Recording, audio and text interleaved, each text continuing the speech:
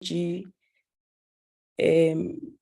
chair of Umalusi and the CEO with all your support staff, and we hope that you all have rested well in December holidays. We had at least some time to be with our families, and we must say congratulations to all of you for the work that you have done to deliver 80.1%,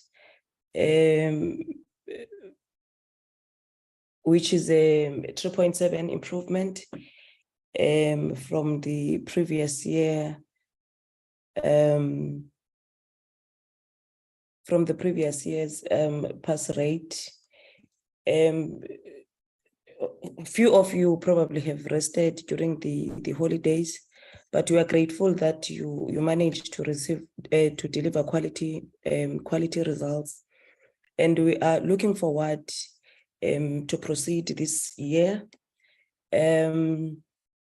As parliamentarians, or rather as public representatives, we are left with 15 months before the end of the term. So we trust and hope that we will be able to work effectively this year too, and possibly next year, which is an election year.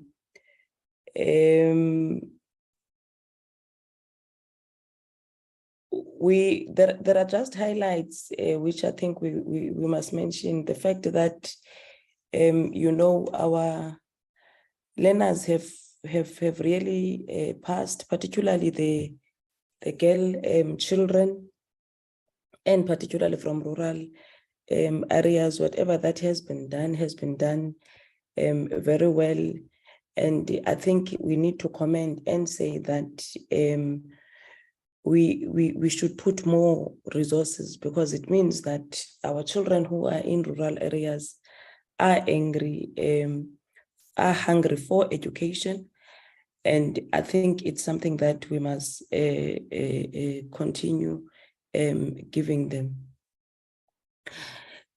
We have noticed that there is a mathematics which really has underperformed. And I want to propose, Minister, DG, and the team that because how we see it is a serial underperformer, one is proposing that we look into getting a separate presentation so that you must come and present to us what do you think are the problems with regards to mathematics, to maths in our country. And what do you think you will do as the department to improve? As much as we look into the results entirely today, but one is proposing that we have a separate meeting where we are going to look into mathematics as a subject, because I think all of us, we need to be worried if the levels, or rather the performance of mathematics of our country is going down, rather. Not undermining the fact that other subjects are doing well, but we need to be worried when mathematics is not doing well as a country. And I hope that members of the committee has also noted that, and they would agree with that particular proposal. We'll set a date, and we are going to ask the department again to come and present the plans to deal with the issue of mathematics in the country. I think we have noted as members from our oversights and these issues that we have raised also when we met the department last year. But I think we need to give a particular attention now to the mathematics as a subject. Besides that, I think we are happy all provinces have improved, and all provinces have improved more than 70%, which is an improvement that we must be happy about, and which is an improvement that we are commending as the portfolio committee. So without wasting any time, because the agenda has been moved, I'm going to allow Minister to have the political remarks. And when you are done, I'm going to, and then the chair of Umalusi can follow just after you, Minister. And then after that, we are going to have presentations. Thank you very much. Minister, over to you. No, thank you very much, Chair. And let me join you in wishing everybody a good, healthy, and a peaceful year. Acknowledge yourself and the team from the Portfolio Committee. Let me greet all members of the Portfolio Committee. Acknowledge Professor Balim from the chair of Umalusi. Acknowledge the Director Committee, the CEO of Umalusi and his team, DG from our department, senior officials from exams, and also from the department and officials from Umalusi. Thank you very much, Chair, for having us. It is indeed for us an opportunity to, or a privilege, to come back and report to Parliament on the work that we have done, the progress that we've managed to record or to make this year in the midst of very, very serious difficulties, but also acknowledge the fact that there are still challenges, as you have indicated, Chair. Quite a number of challenges in specific subjects. In some instances, also the uptake of certain subjects that we would want more learners to come into as part of our 3-stream curriculum. But we will accept the invitation to share with you what work we are doing nationally and what our provinces are doing to improve the uptake in maths, but also try and see if we can recover the uptake in your economic subjects. I think you will see also when we report that there are subjects where learners are no longer taking accounting in big numbers, economics, and those are some of the subjects that we also need for our country and for our economy. But we'll take the opportunity for that, Chair. So I don't want to take your time. I think when we reported to the nation about the results, we did say that we are encouraged that the system seems to be stabilizing because of all the things you really need in the system. It's just to get that stability and predictability.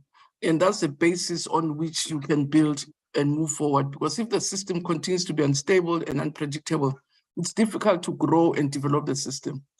But again, I think, Chair, as you will see, when we present results, people have been asking me, what do you think has created this sense of stability? And I really am extremely grateful to our schools in particular. Our schools are working beyond imagination. DG visited provinces and used to report back to us and DM to say he's amazed at the dedication of our teachers.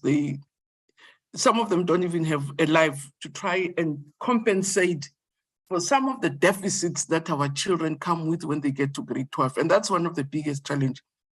To make sure that kids don't go through the system with deficits from lower grades. And the main thing now is to ramp up from the bottom. And that's why I'm very encouraged. It's a big task to get the ECD going. But that's one of my greatest hopes, that if we can ramp up ECD, ramp up your foundation phase, and the intermediate phase to consolidate, and the senior phase also gives us the outcomes that we want. The FET phase won't be difficult as it is now. Teachers have to sleep at school, there must be Saturday classes, and simply because our kids come up with deficits, which we are only able to make up for from the bottom. So I'm very encouraged that the system is stabilized and therefore can be able to focus on problem areas and strengthen the system from phase to phase, get kids school ready when they come to school. And when they're in the foundation phase, to set out solid foundation. In the intermediate phase, we put, you know, when you build your double-story house, you have to pull the wires and other things. So by the time you put your slab and kids can fly, your foundation is solid, your intermediate phase is solid. Recording in progress. You can build to whatever levels you are. So, Chair, I'm very encouraged, to be honest. I know there's still lots and lots of work that we must do, but I'm very grateful also to, and I must say to DG, I've been repeating it. I don't know, he really works beyond the call of duty to work with his colleagues. And that's been one of our advantages, to work with and through provinces to strengthen the entire system and make sure that we move together. We're also encouraged to see rural provinces and KZN. I mean, for me, it was a surprise when they have 6.2, but I know, having been there before, this has been coming. During the time of Minister Senzo, when he was MEC, some of the fruit that we're beginning to see in KZN were planted that time back, more than 10 years back. So I'm really encouraged to see that we also do yield fruits or great results where we have invested. So let me not take time, because as I say, I'm very humbled by these results, grateful to everybody who's been a stakeholder, especially our schools, our provinces, and our districts, for really giving us this hope and creating the necessary and required stability in the sector. That's the only way we can grow, if the system is stable and we can predict, and we can be able to build on it on an ongoing basis. Thank you very much, Chair, and thanks for the opportunity.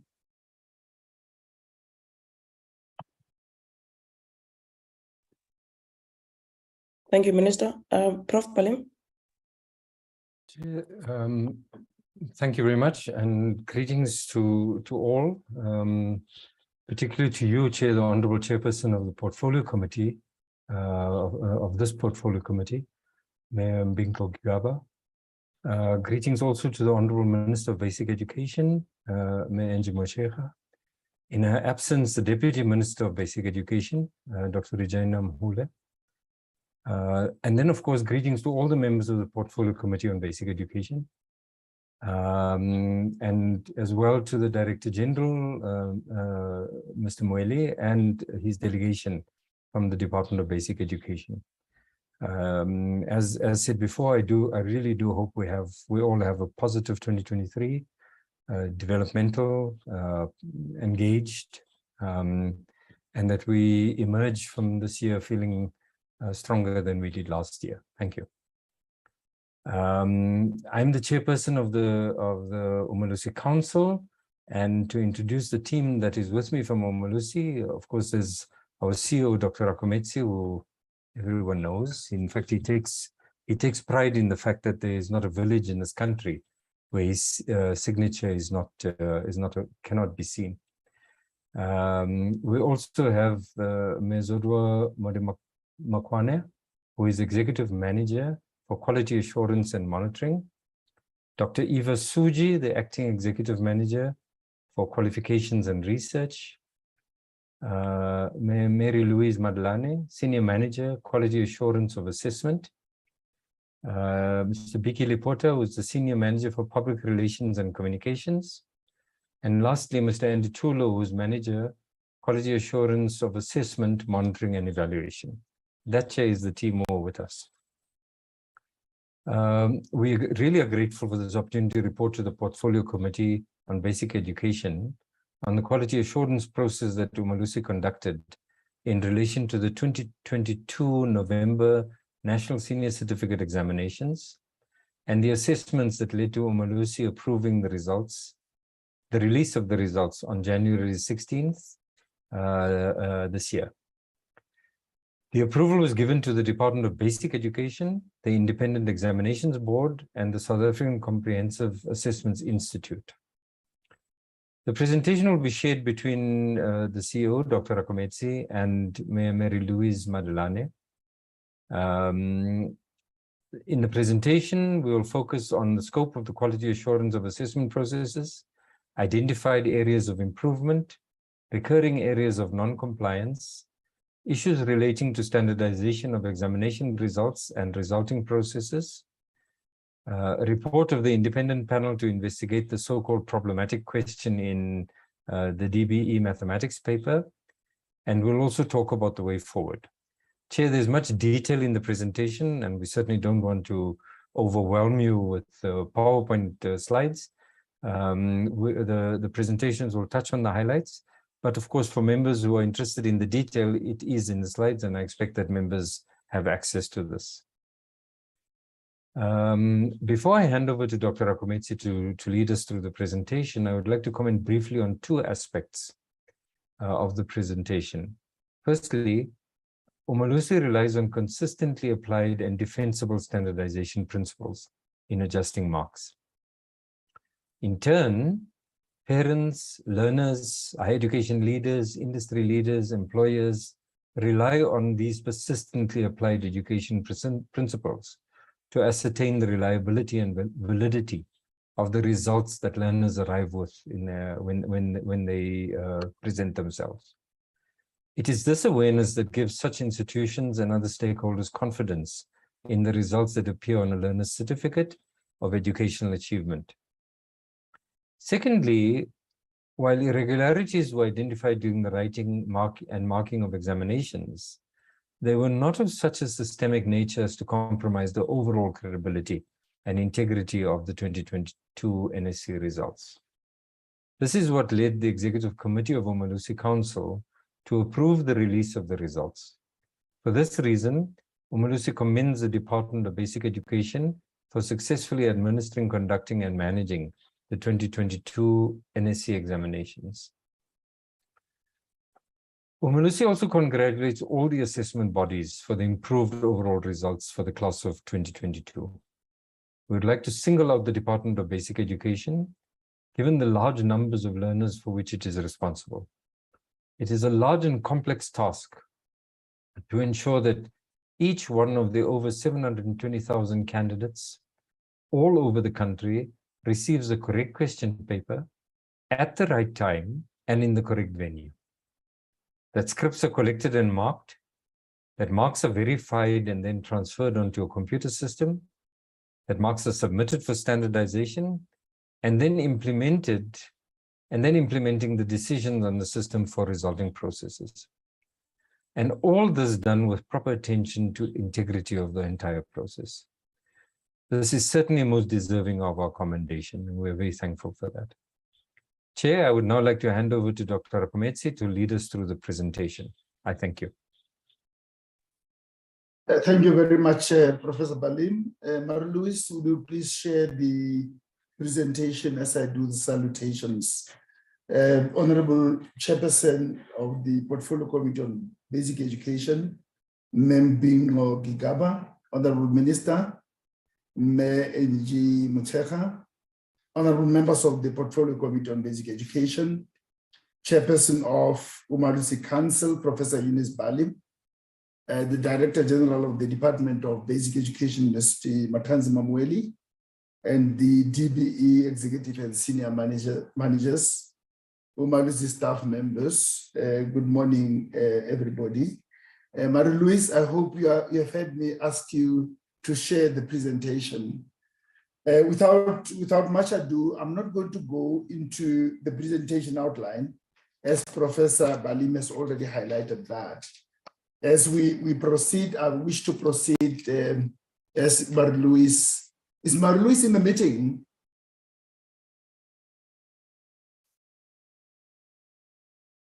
Marie-Louise, are you in the meeting? Dr.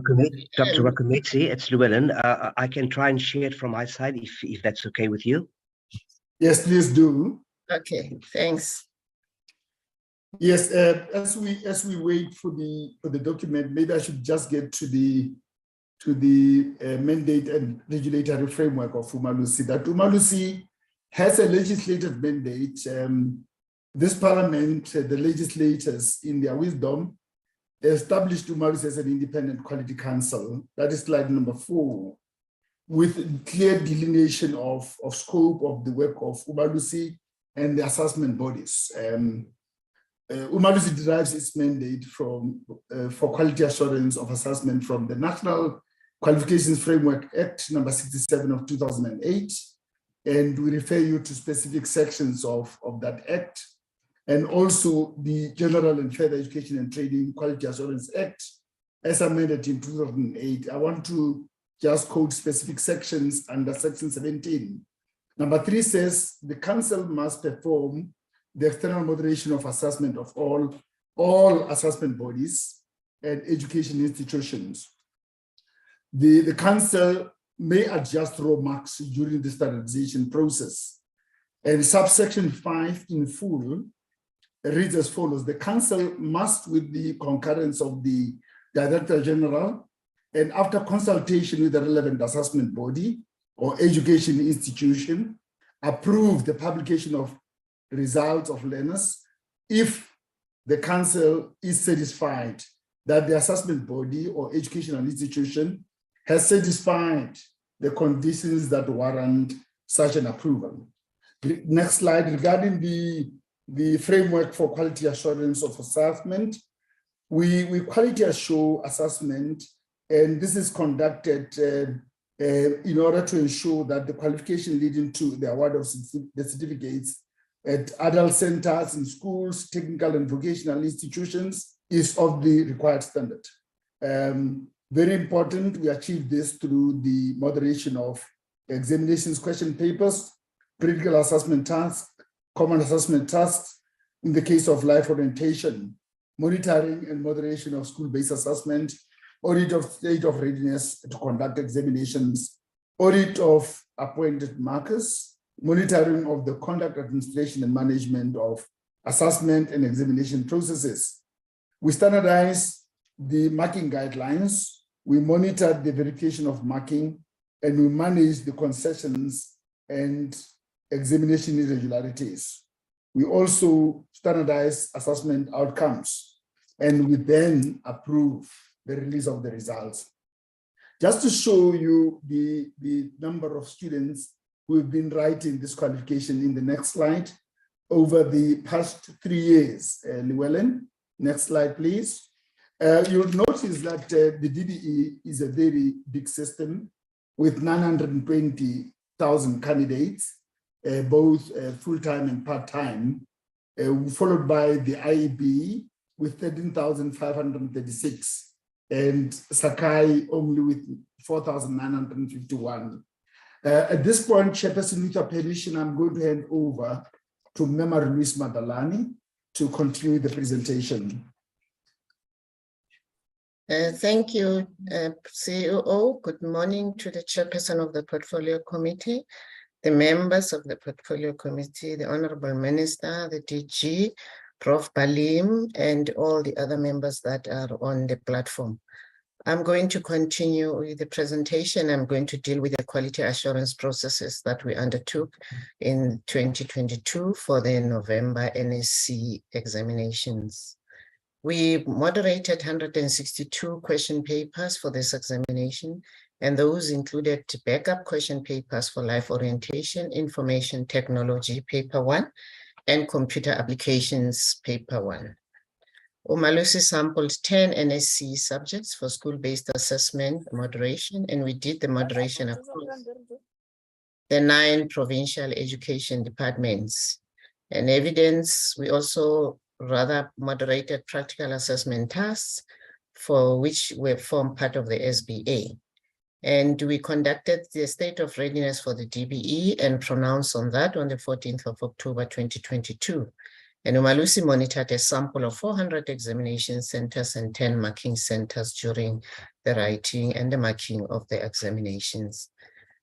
We participated in 139 question marking guideline standardizations for the exam, and we verified 37 subjects across the 9 PEDs. The DBE presented 66 subjects for standardization, and the CEO will speak to that later. And all irregularities that were identified were managed in accordance with the regulations pertaining to the conduct, administration, and management of the NSC, and that was done by the PEDs, the PICs, as well as the NEIC. A detailed draft report covering all the quality assurance of assessment processes was shared with the DBE so that they can see in detail what the issues were and how then we require them to address those.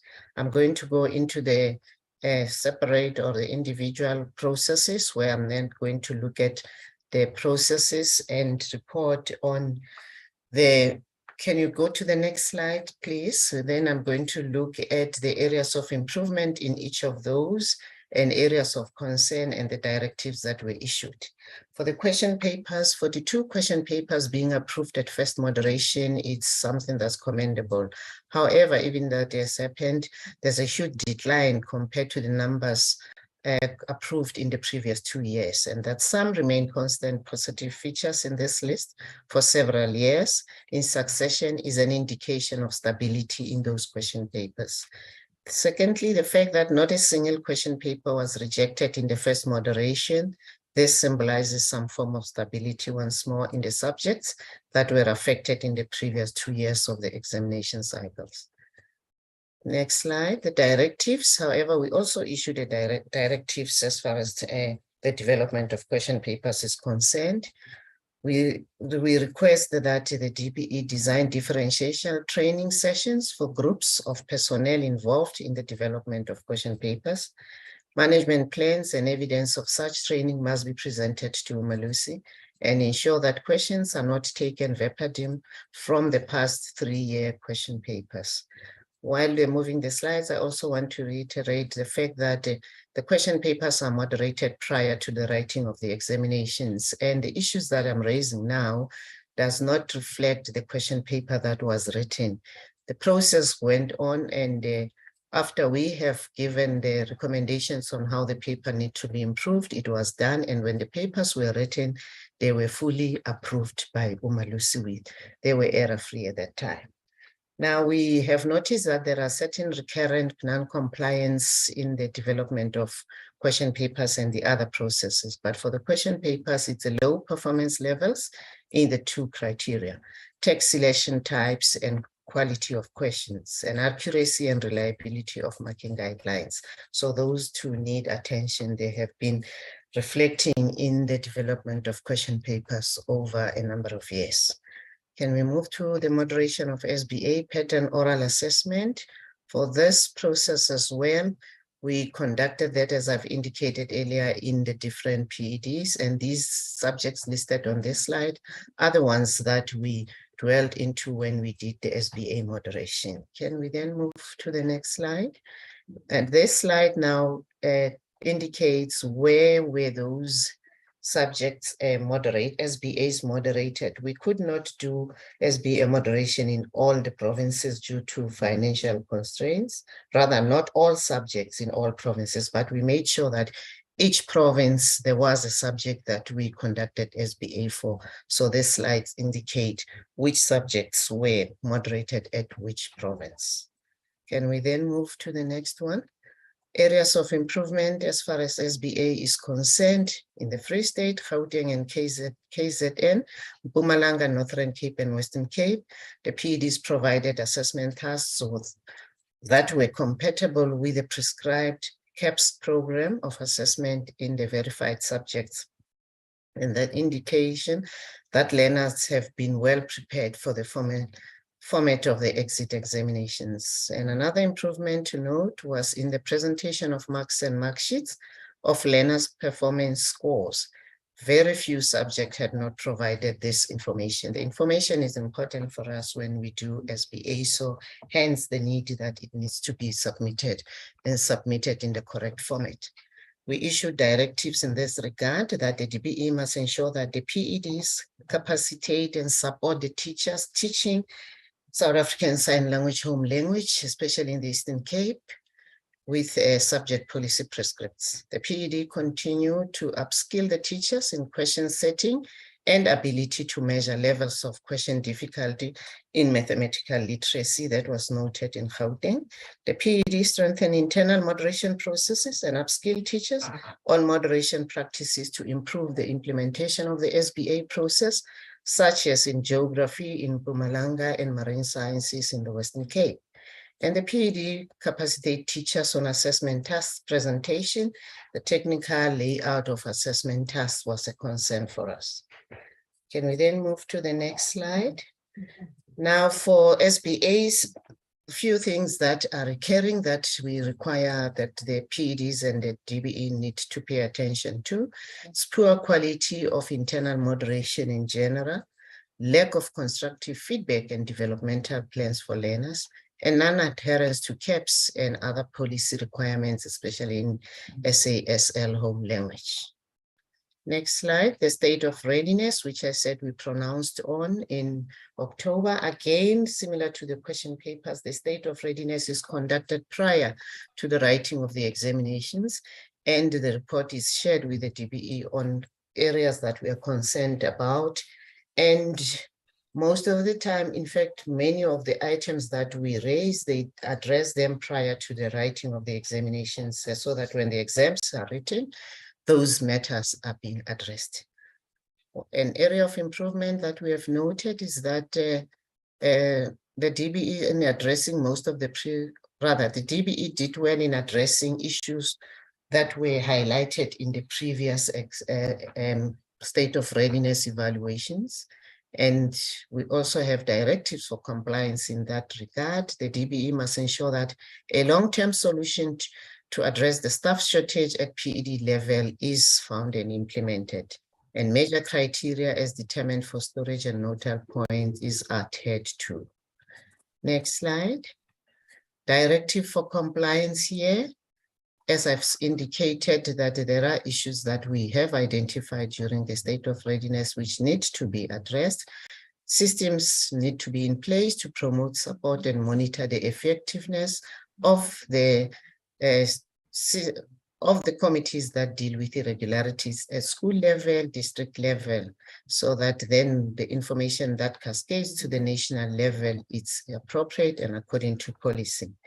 A national strategy to advocate examination concessions, accommodations is in place, and reports on granted exam concessions and accommodations are submitted as required.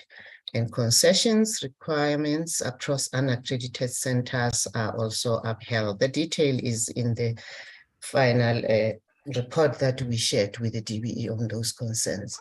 Recurrent non-compliance issues here, persistent staff shortage at provincial and district levels, storage points which do not have security, rather do not adhere to security norms and standards as prescribed by the DBE, and failure to submit concession applications for unaccredited centers as required by Umalusi. If this could be addressed, Umalusi will appreciate it. Audit of appointed markers. The next slide, areas of improvement in this regard.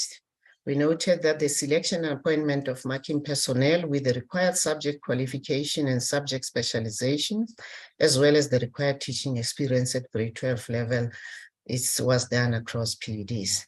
The submission of documents for auditing purposes, especially in Mpumalanga and Limpopo, as per Umalusi requirements, those were submitted. And this was a comparison with the areas of non-compliance regarding lack of information regarding markers appointed to mark non-language subjects in Afrikaans. This was indicated in 2020, in the report of 2021. Qualification subject specialization information captured as other without details and non-indication of the level of subject specialization, and that we noted in Limpopo and in Mpumalanga in the past, but that has been improved on. The implementation of enhancements as adopted in 2021 were being carried forward by the PEDs, and that strengthens the marking process.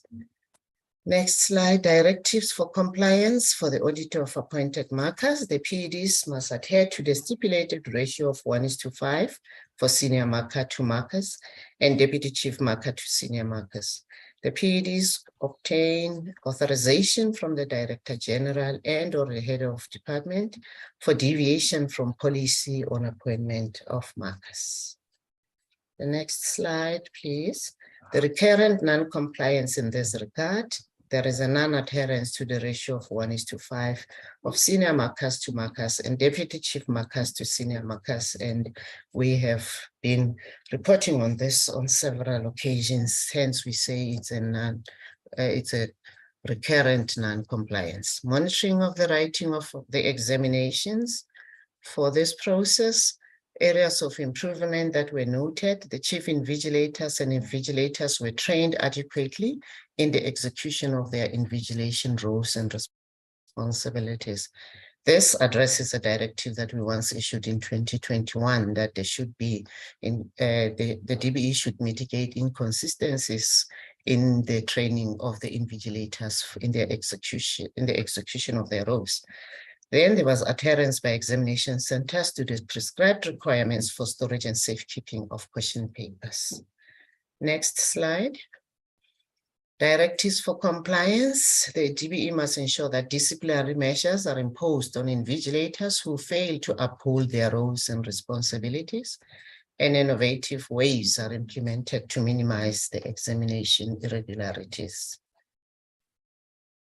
However, there's still recurrent non-compliance in this regard as well, and we have issued the following that need the department's attention. Non-adherence to general examination procedures as provided for in regulations pertaining to the conduct, administration, and management of the NSC examinations. And we have noted an increased cases of behavioral offenses and acts of dishonesty that occur during the writing. These are like possession of trip notes and cell phones in the exam rooms, of which those are used in the examination and get to be discovered during the marking of scripts sometimes. Possible assistance by invigilators and or fellow candidates while the examination is in progress, and those are of concern to us.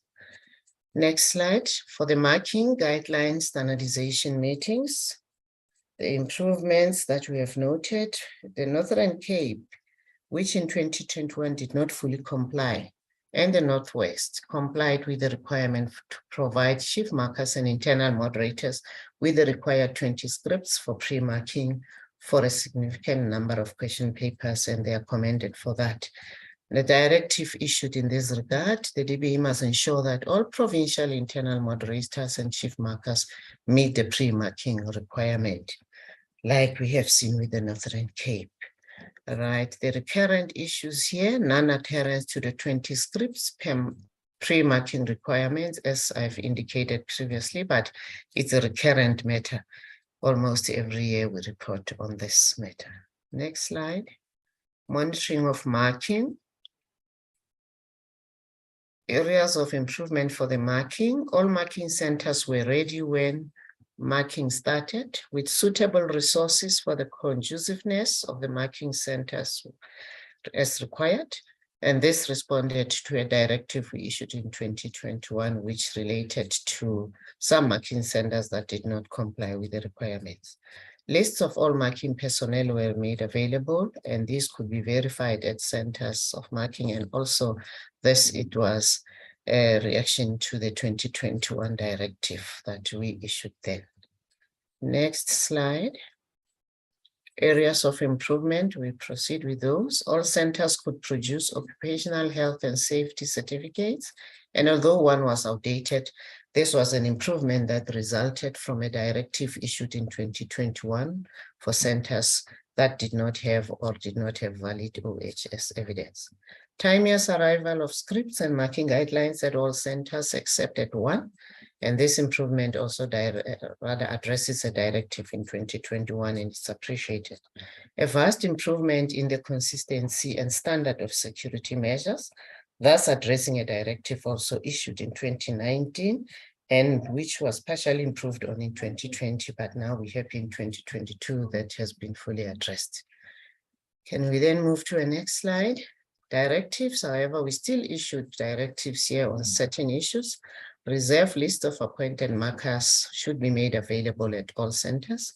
All marking guidelines are made available before the arrival of markers, and occupational health and safety certificates at all centers are valid. Next slide. Recurrent matters in this regard. While there is evidence of improvement in the time and supply of marking guidelines to the marking centers, there are isolated incidents of late delivery of marking guidelines for the subjects whose marking guideline discussions are held towards the start of the marking or coincide with the start of the marking sessions. That's a matter that needs the DB's address. Verification of marking. Here, there was marked improvement in internal moderation across various levels of moderation. As it was highlighted in 2020 as an area of non-compliance, it has now been improved on. We hardly recognize any, rather fewer incidents of shadow marking like we did in the past. So there's improvement in marking. Directives for compliance in this regard. The DBE must ensure that the internal moderation of the marking of SASL home language is intensified.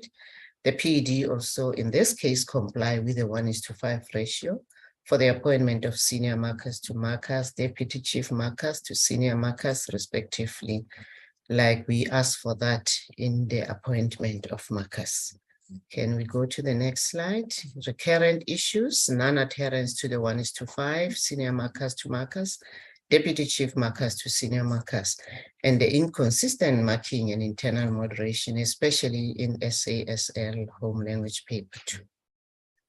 Next slide. This is now going to be addressed by Dr. Rakumetsi, and thank you for the opportunity.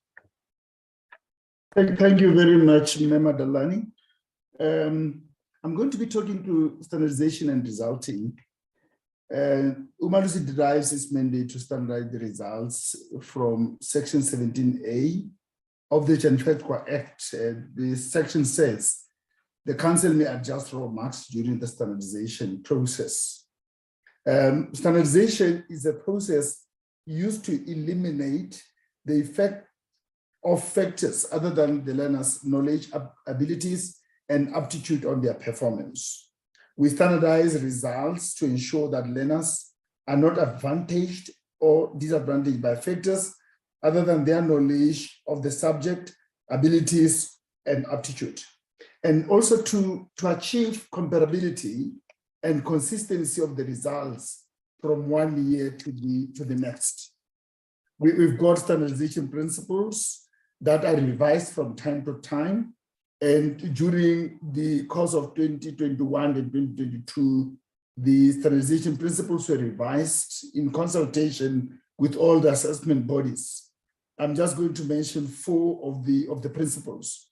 No adjustment should exceed 10% of the historical average in either direction, upward or downward. If the distribution of the raw marks is below or above the historical average, the marks may be adjusted either way, subject to limitations. In the case of an individual candidate, the adjustment effected should not exceed half of the raw mark obtained by the candidate. Standardization is done after considering the qualitative and quantitative reports, whereupon Umalusi formulates positions on each subject. I may just add that subjects are standardized individually in a non-iterative manner. Now, the table that you see there, honorable members, just summarizes the qualifications that were standardized by Umalusi from the different assessment bodies. I'm not going to go through that. You can just look at that at your leisure. Next slide. This records the number of subjects that were standardized by Umalusi over the past 5 years, including 2022. You'd observe that in 2022 in particular, we had 66 subjects offered by the Department of Basic Education, 47 of which were taken at raw, 16 of which were adjusted mainly upward, and 3 of which were adjusted mainly downward. The percentages are given in brackets. Llewellyn is running very fast. The percentages are given in brackets for 2022. If you want to compare the standardization decisions over the years, you can look at the numbers and the percentages over the past 5 years. An error in mathematics paper 2 of the Department of Basic Education, next slide, occurred, and it attracted a lot of media attention last year. It is important for the honorable members to know how this matter was dealt with and concluded. Next slide. Maybe just to take you through a step-by-step process. The DBE administered mathematics paper 2 to approximately 270,000 candidates on the 7th of November 2022. From the 7th to the 12th, we were inundated with queries from different stakeholders regarding the problematic question 5.1 in paper 2. We issued a media statement on several matters, including the problematic question 5.1. I give the dates on the left-hand side. I'm not going to be reading the dates. The proposals from the marking guideline discussion meetings and the DBE was that the question should be marked because it was considered a lower order question. The proposal was based on the assumption that being a lower order question, candidates would not have struggled to engage with the question. We granted a marking concession to the department to allocate 7 marks to sub-question 5.1 to mitigate the impact on learner performance. This reduced the total marks of question 5 from 30 to 23 marks. The marks obtained by each candidate were converted to 30. I'll illustrate the point later on. Umalusi issued a media statement to inform the public about the establishment of an independent panel to investigate the error in mathematics paper 2. The report of the panel was shared with the Executive Committee of Council during a special meeting to consider the report on the 9th of December 2022. 14th of December, the report was shared with the DG and senior officials of the department. The findings of the report were shared publicly during the meeting to approve the release of the results. Umalusi also issued a media release to further clarify how the error in question 5.1 was dealt with through mark conversion, something that is called scaling up in other quarters. The report is uploaded on Umalusi website, the report of the 3-person panel. Now, just to give the honorable members the full picture, question 5.1 was faulty, it was 7 marks, 5.2, those marks, and then you go down up to 5.5. So that question 5, from 5.1 to 5.5, total marks was 30, minus 7, then the question was marked out of 23. Next slide. The marking instruction was that mark question 5 out of 23 marks, 30 marks minus 7 marks for the faulty question 5.1. Convert the mark out of 23 to a mark out of 30 marks. This means that a candidate who obtained 23 marks will be awarded 30 marks. This resulted in the reduction of the total marks for question 5 from 30 to 23. For this reason, the marks achieved by each candidate were converted to a mark out of 30, as indicated in the table below. We can go to the table. The table indicates that if a candidate obtained 1 out of 23, out of 30 it will be converted to 1.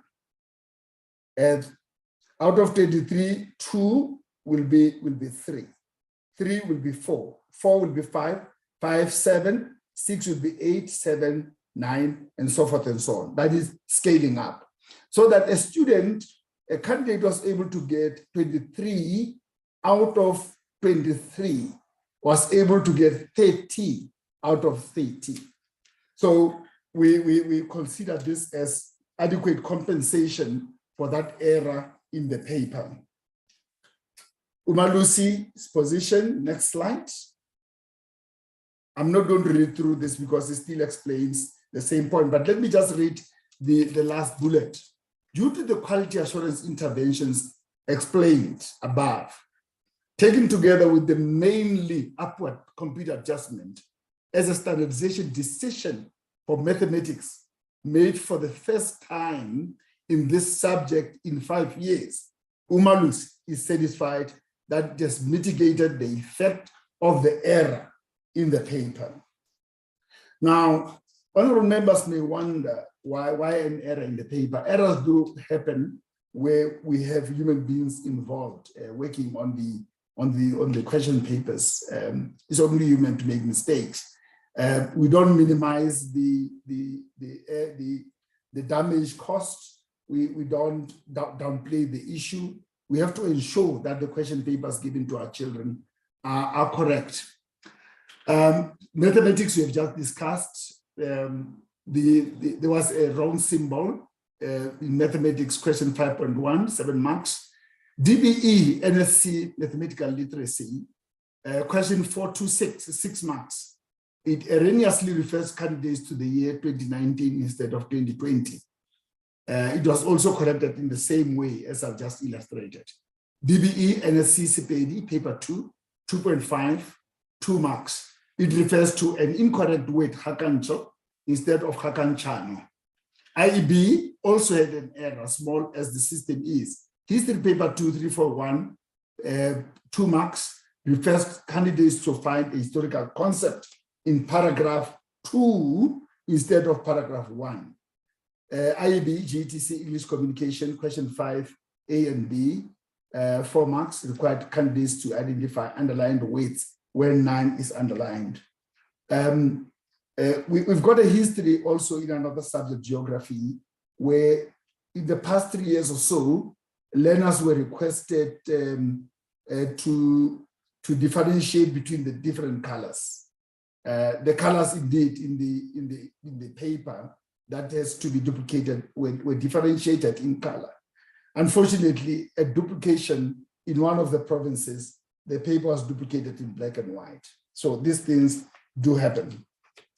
The next slide, 3-member panel. The terms of reference for the panel was to investigate how the error in the mathematics paper 2 may have crept in and when undetected until the final question paper was administered by the DBE on 7 November 2022.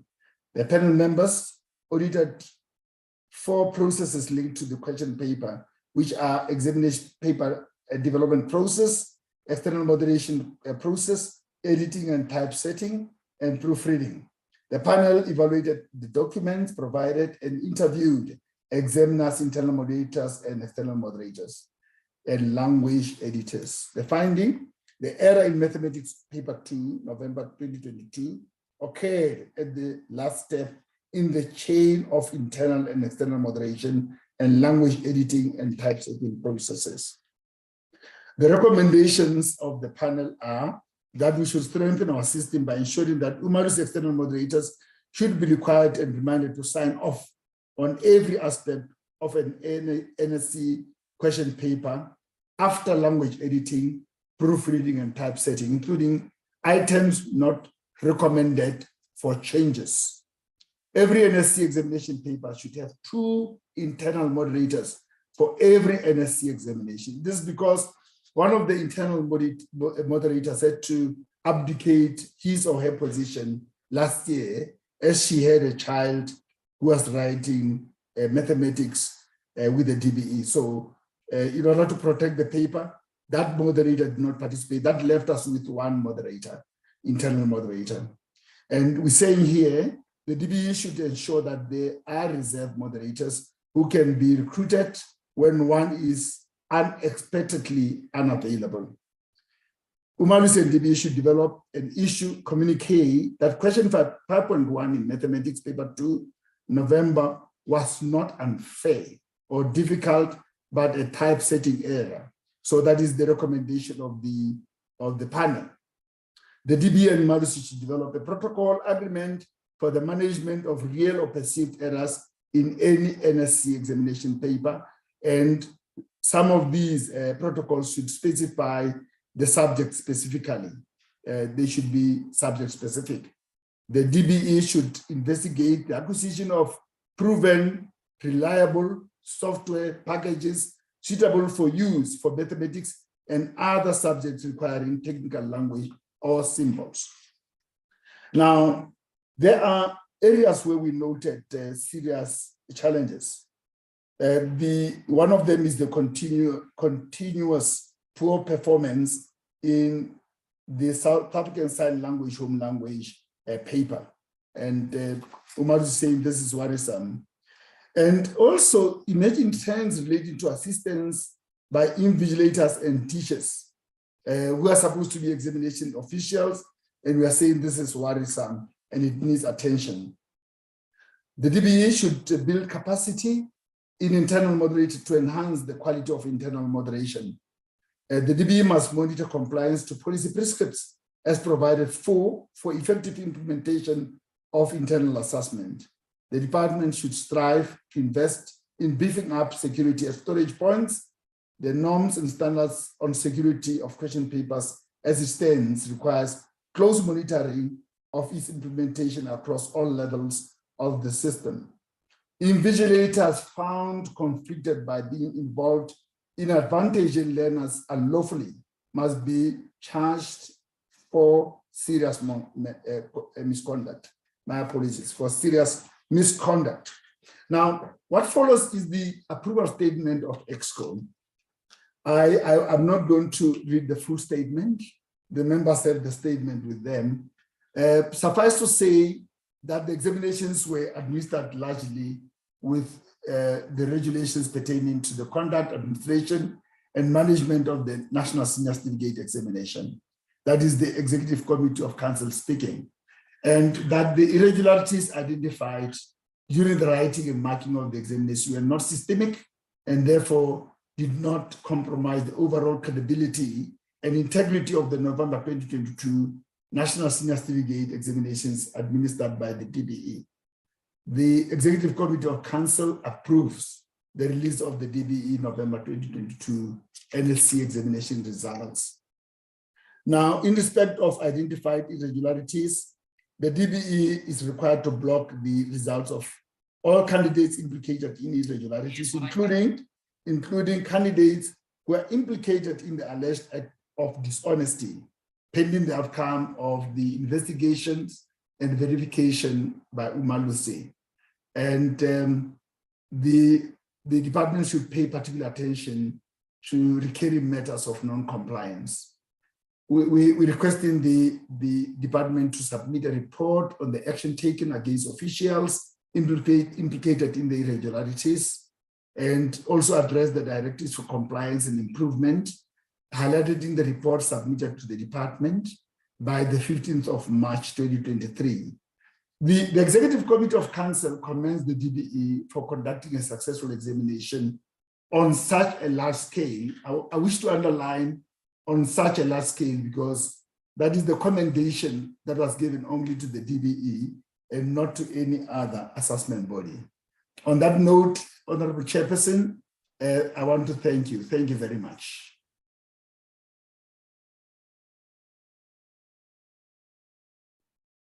Thank you, Dr. Rakometsi. DG? Thank you, Honorable Chair, honorable members of the Portfolio Committee, the Honorable Minister of Basic Education, Umalusi, the Chair of Umalusi, the Emeritus Professor Palim, the CEO of Umalusi, Dr. Mafura Kumetsi, the management and the team of Umalusi and colleagues from DBE, and the management and the support team of the Portfolio Committee. Chair, compliments of the new season to everyone. It was quite heartwarming to see honorable members face to face at the release of our matric results. I'm sure that maybe some of our meetings might be face to face at some point during the course of the program of the Portfolio Committee. We are presenting the results of the class of 2022, and thank you, Chair, for your message of appreciation to the class of 2022 and to the leadership that the Minister and the Deputy Minister, MECs in the provinces have been providing to the sector in steering the sector in the right direction. In line with what the Minister said, we will take the Honorable Committee through a report of the performance of this class. As the Minister indicated that apart from building a solid foundation, which accounts for improvements that we are recording, our strength is the utilization of data being in the digital world. Data becomes the new currency of planning. Data becomes the new currency of measuring and monitoring what we do. Dr. Polia is going to take us through the presentation, which will cover briefly the theme that we follow. It will also look at the size and shape of the sector. It will then also reflect a little bit, Chair, on the promotion requirements. One of the issues that we are first to acknowledge is to deal with the myth around 30%, which seems to undermine all the efforts that we make. We definitely need to do more to just make the public aware that the National Senior Certificate, it's a multi-purposed qualification. And Dr. Polia will just briefly reflect on that because we use this opportunity also just to highlight that. The other issue that I think we really need to try and highlight is the context. The Minister has covered the context. The last 3 years have been extremely difficult to humanity in the globe, but even more difficult for us, given the fact that our education system is still very much a tapestry of ex-departments that have been put together. In fact, the President said to us when we presented the results in 2020, he was at awe because he expected a bloodbath, given the frailty of our system and given the fact that, as I've said earlier on, it is still very much a tapestry that we've been working on for 27 years. So, Chair, the last point that I want to make, using data, because the Minister is right, we should be able to predict, we should be able to track. We're also able to indicate as to how many learners enter the system, how many learners progress from one grade to the other. Dr. Polia will take the committee through the journey of that, just tracking the class of 2022. And I think what still remains a weakness is that we don't account for learners who go to TVET colleges. 800,000 learners over years, and I'm not saying in one particular year.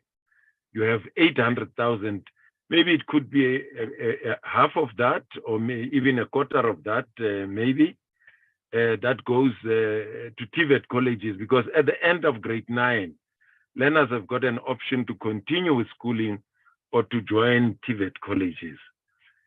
The last point that I thought I must just indicate our focus on is the notion of throughput rate versus pass rate. I suspect that the confusion that is out there in the public is deliberate, because the mathematics of working out throughput rate and pass rate, it's fairly simple and straightforward. Throughput rate is learners that enter the system through the entry point of the system, either grade 1, or you can take it even to grade R. And then when they reach grade 12, then you work out the throughput rate. And the throughput rate of this class is 58%. I've already indicated that you don't even account for learners that went to TVET colleges. And if you account for them, the throughput rate should be much better than it is. Pass rate, you divide the number of learners who wrote, because you can't determine a pass on learners who did not write. They must the first condition is that learners must write. And then out of those who wrote, and then those who passed, you divide the number of those who passed by those who wrote.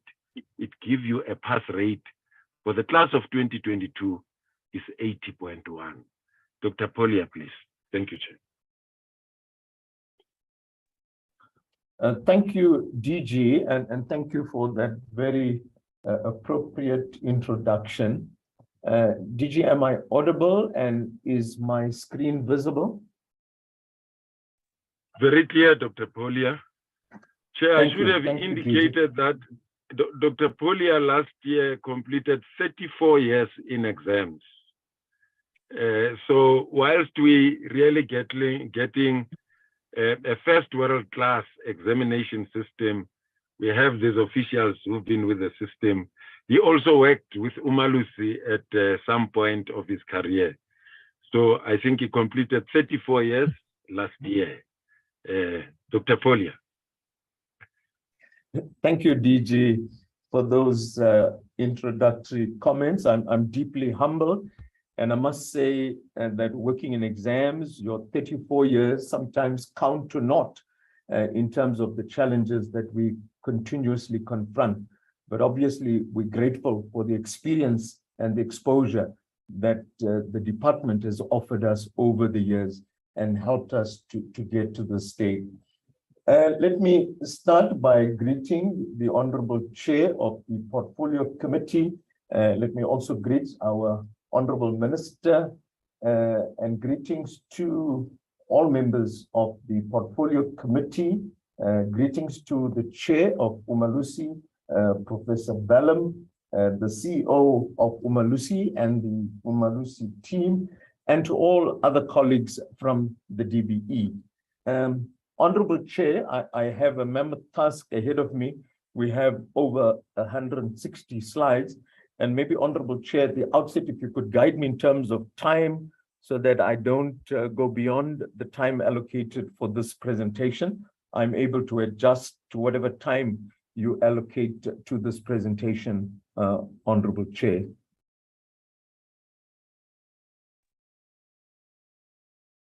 Honorable Chair, can I proceed? Okay.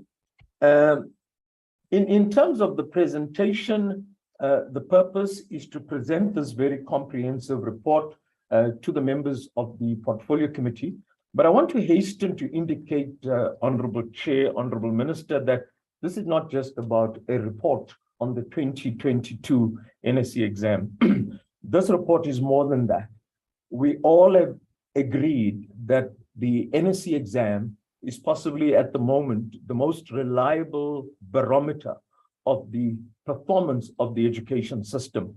And grade 12 is the culminating point in terms of the performance of the system.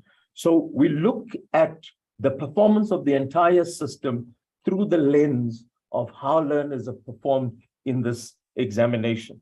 And we are in the process of developing other reliable indicators across the system. I think that which we want to advocate very strongly, we are a system on the rise. And I think the class of 2022 has confirmed beyond doubt that we are a system on the rise. But we want to also hasten to confirm, as Minister has indicated, there are a number of areas of improvement which we need to embark on and which we are looking at very closely. By way of introduction, I think that which drives us on a daily basis is the National Development Plan, which points us to providing education of the highest quality. And this must be measured by international standardized tests, which we implement, administer on a periodic basis. And certainly our international assessments are indicating that there are improvement in critical areas. And as I indicated, the most reliable barometer is the grade 12 exam, but we are developing our systemic evaluation program, and the data from our systemic evaluation program will be released during the course of this year. And that will tell us how the system is performing at these critical points of grade 3, 6, and 9. We are also in the process of piloting the General Education Certificate, which will be a universal assessment standardized across grade 9, and that will give us another valid indicator of performance at that level. Very important, we are continuously evaluating our performance against these 6 social justice principles, and we'll talk a little more about that a little later. I think one is always, it's always necessary to look at the size and scope of the public schooling sector, in particular, 22,740 schools, and we have a total of 405,000 educators in 22,740 schools. Now, our DG spoke about the promotion requirements, and I'll just spend possibly less than a minute to contextualize the NSC as a qualification. As DG has mentioned, we are constantly criticized for the fact that we are setting the bar extremely low. But let me once again emphasize that no learner will be able to obtain an NSC if he obtains 30% in all 7 subjects. 30% is the minimum requirement. And if one looks at the 4 types of passes, we have a bachelor or an admission to bachelor study where a learner must obtain at least 4 subjects at 50%. And the other 2 or the other 3 subjects could either be at 40 or 30%, but he must pass the home language at 40%. Your diploma calls for a pass at 40% in 4 subjects. Your higher certificate also looks at obtaining 30% in your language of learning and teaching, which is very important, 40% in 2 other subjects, and 30% in 3 other subjects. And your national senior certificate, which is your base qualification, talks about 330s, 340s without a language of learning and teaching requirement. Now, one needs a differentiated type of qualification for learners who are at different levels of performance, different levels of development. And we find that our learners are generally performing at 40 and 50%, and possibly maybe in 1 or 2 subjects, they will attain a 30%. And this is to allow for learners that may not be performing well in that 1 or 2 subject to provide a minimum threshold so that no learner is held back because he doesn't score 50% across all 6 or all 7 subjects. Now, looking at the class of 2022, and I'm sure we are all fully aware that this class was most severely disadvantaged. They were disadvantaged by the rotational timetable. They were disadvantaged by just the environment of COVID. And these were the 2 crucial years of grade 10 and 11. As a response, the department trimmed the curriculum. We amended the assessment program so that there would be a focus on the core. And this certainly has paid dividends based on the outcomes we are currently observing in terms of this particular class. I think I've covered much of what is on the slide, but we always say that these learners had possibly a double or a multiple jeopardy that they had to confront. Besides COVID, they had load shedding. Then they were confronted with service delivery protests, which certainly affected the environment in which they found themselves with regards to writing this examination. But the performance of this class is certainly an indication that this class is a class that has signaled recovery and restoration. Now, this slide is an important slide, as much as the information on the slide is sometimes used against us. But I think what we're trying to point out is that we have a reasonable retention rate for a system as large and complex as the system that we are part of. We had 1.1 million learners entering grade 1, and 775,000 learners exiting the system. And we have a throughput rate which is comparable to middle income countries that we find ourselves in. And let me also indicate that our researchers point out that our grade 1 numbers are inflated because of the high repetition at grade 1. If you take grade 2 as the starting point, because the 1 million is possibly a more reasonable number of what should be the entry point, you find that our throughput rate is even higher. And I must also indicate that throughput rate is becoming an important indicator of performance, and I will refer to that shortly. I think our DG has explained this very well, the difference between throughput and pass rate, and we're hoping that there will be no confusion around these two variables. An important point regarding this particular slide is that the class of 2022 was a stronger cohort than the class of 2021 and also the class of 2020. Now, we have tracked the performance of the class of 2022 in their grade 10 year, in their grade 11 year, and we've compared it to the cohort of 2021 or the class of 2021. Now, if you look at the second and third column, your class of 2022, when they were in grade 10, the performance was at 78.4. So they were already performing at the 80% mark compared to the class of 2021 at 64.7. If you look at their performance in the grade 11 year, they were at 80%. So there's consistency in their performance. So the 80.1%, which is the performance of this class, does not come as a surprise. It is what we were predicting in terms of the performance of this particular class. Now, looking at the numbers in terms of enrollment, that is the registration data, and the number that actually wrote, I think that's very important, and I will go through them. Now, if you look at the numbers that enrolled from 1994 to 2022, one looks at the significant improvement, more than 150,000 more learners over these years, and 752,000 is the largest cohort that we've had.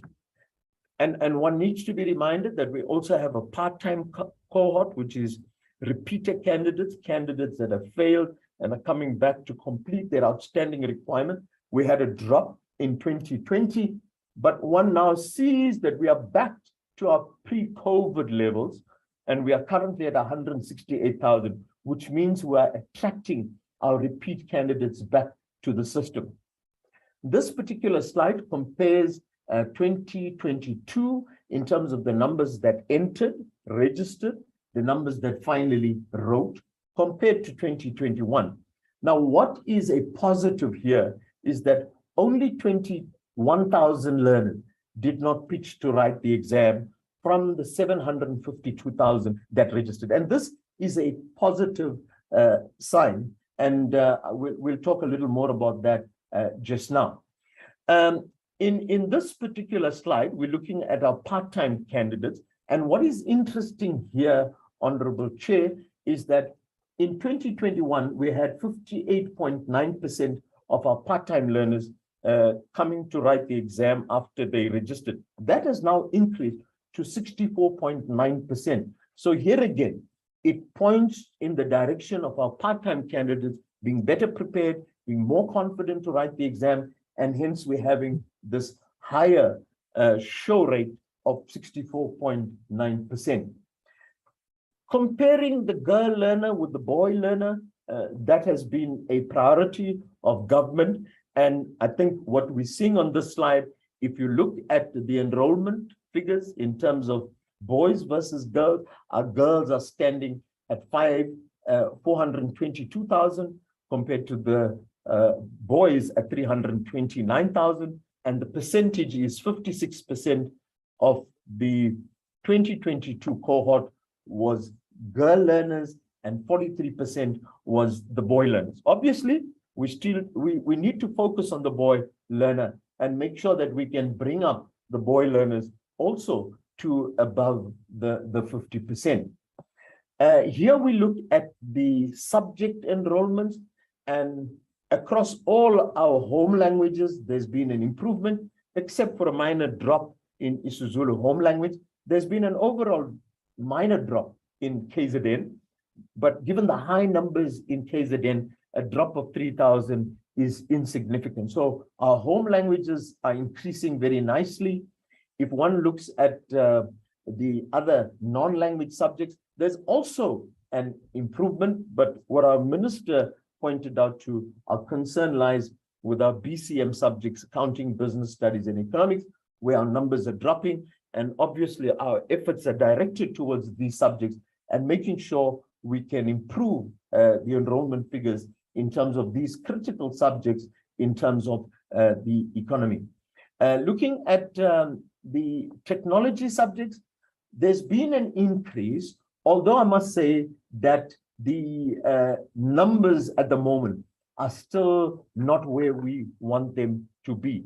Technical maths is a good indicator of where we are in terms of the technology subject, 15,000, certainly far below the figures that we want to see our technology subjects moving. But the fact that we've had a gradual improvement simply means that we're moving in the right direction, except in the case of fitting and machining. Sign language, again, this is really one of our special subjects, and we're now on 210 learners compared to the 100 learners that we started with in 2019. So our numbers have almost doubled. They're still small, but we're not expected this to go beyond the numbers that we have, although we continue to promote this subject. When talking about progress learners, I think this is another valuable indicator of the performance of the system. What we've seen is a significant decline in the number of progress learners. Remember, our progress learners are learners that would have spent more than 4 years in a phase. And because they would have spent more than 4 years, they then get moved to grade 12. Now, that simply means that they did not meet the requirements in grade 11. With a decrease in this number, it simply implies more of our learners are meeting the requirements in terms of promotion from grade 10 into grade 11, from grade 11 into grade 12. So the decrease from 61,000 to 52,000 is also another indicator that the system is moving in the right direction. Honorable Chair, we also monitor the age of our learners, because we believe that our learners must be able to complete grade 12 in the stipulated time period. Now, if you look at this slide, we're comparing the age distribution of our learners, comparing 2021 with 2022. And what is commendable here is that we're having more learners in 2022 at age 17, age 18, which is the age appropriate for these particular learners. And that is a significant. And we have other slides as well. This slide compares female versus male candidates. And what is interesting here is that our female candidates are in larger numbers at the lower ages of 17, 18, and 19. But as you move towards the older age of 22 and 23, you have more males, which simply means that our male learner, our boy learners, are taking longer to complete grade 12, which means they're spending more time at school. And therefore, my initial statement that the boy learner needs to be also be given that special kind of attention. Now, moving on to special needs. This is an area of concern, and we are busy investigating the drop in the numbers from 2,489 to 1,132. The main reason that has contributed to this drop, which is a positive, in fact, were learners who are entitled as a special need learner to take a 5-subject matric are now saying, we want to rather go for the full 7-subject package. And if we don't meet the 7-subject package, then result us based on a 5-subject package. And hence, that is one of the contributory factors to this drop in numbers. But obviously, COVID has also contributed to this drop, but we are further investigating this number because we want to make sure that every learner with a special need is accommodated in our system and is able to attain the NSC. Here we provide you with the breakdown of the different types of concessions and accommodations that have been provided to the 1,132 learners so that they find themselves in a conducive environment to write the examination. We also provide an examination to correctional services. And here I can indicate, Honorable Chair, that if you look at the numbers from 2021 to 2022, there's been an increase of about 50 learners from 120 to 176. Finally, 171 learners entered. We also have part-time learners, and part-time learners in correctional services will be inmates that take 1 and 2 subjects and do not take the full package. And this year we had 104 of these part-time learners. Social grant enrollment, another very, very interesting and important statistic, that of the 750,000 learners that enrolled to write this examination, 596,107 of these learners would have received a social grant at some time in their 13 years of schooling. Now that's a high number. 138,000 of them would have received the social grant in their grade 12 year. Unfortunately, the 457,000 would have received the grant throughout their schooling, but not in their grade 12 year, simply because they would have turned 18 and the social grant is discontinued. And that category is referred to as the inactive. The active is the category that would have received the social grant up to their grade 12 year. And these are the different types of social grant, and the highest being child support grant at 444,227. In concluding my part on enrollment, I think the importance of this particular slide is the 3.6%, which is on the bottom right-hand corner.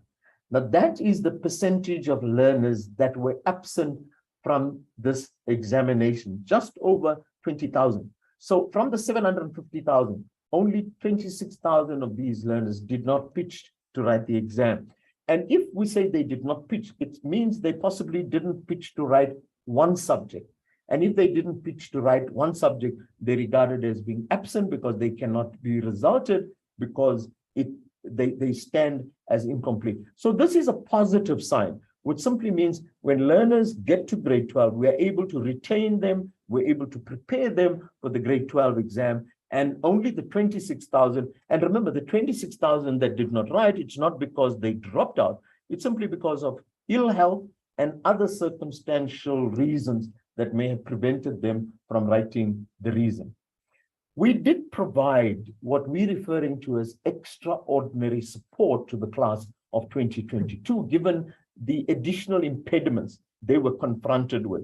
And for me, this gives you a kind of summary, but just one pointer, a total of 2,683 hours of video lessons were provided on our DBE TV channel. Now, that is a large amount of additional exposure in terms of content, in terms of effective teaching. And all of this provided on the slide would have contributed to the improvement. And these are some of the pointers that the extraordinary support was indeed extraordinary because we had more residential CAM, the number of learners supported were higher, and very interesting, there was a lot of motivation, there was psychosocial support given the psychosocial challenges that learners were confronted with, and programs started from grade 10, not just on grade 11. And there was also weekend camps where learners would check in on a Friday and leave on a Sunday.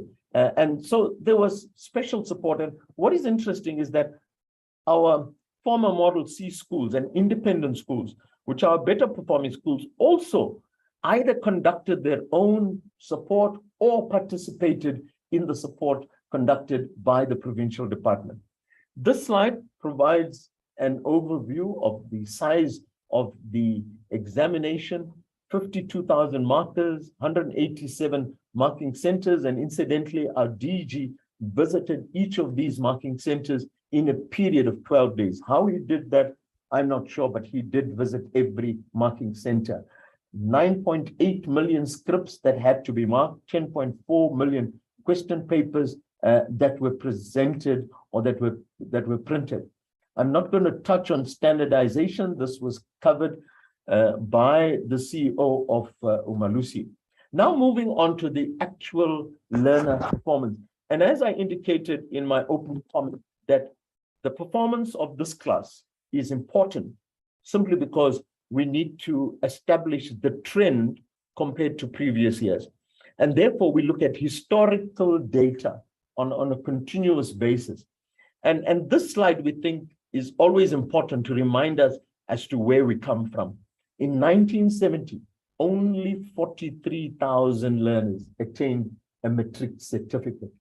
And 50 years later, 580,555 learners are now leaving the system with a matric certificate. And if you want to compare it to 1994, the beginning of our democratic dispensation, 287,500, 580,555, and almost doubling from 1994 in terms of the number of learners that are now achieving a matric certificate, which is really a passport to life for these up and coming youth of the country. Looking at the trends from 2016, if you look at it, there's been a gradual rise, a drop in 2020, understandably, but we are certainly on a recovery mode. We are certainly a system on the rise at 80.1. Now, looking at the performance of the class of 2022, I know you've seen the slide for those of you that were at the technical briefing, as well as in terms of the more important information provided by our minister.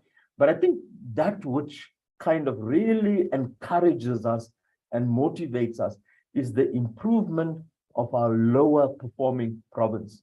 6.2% is no mean achievement by KwaZulu-Natal, with 164,000 learners having improved the pass rate so that 136,000 of them now leave KwaZulu-Natal with a matric certificate. That improvement of 6.2% is one that we need to shout from on top of every mountain in the country. That is certainly significant.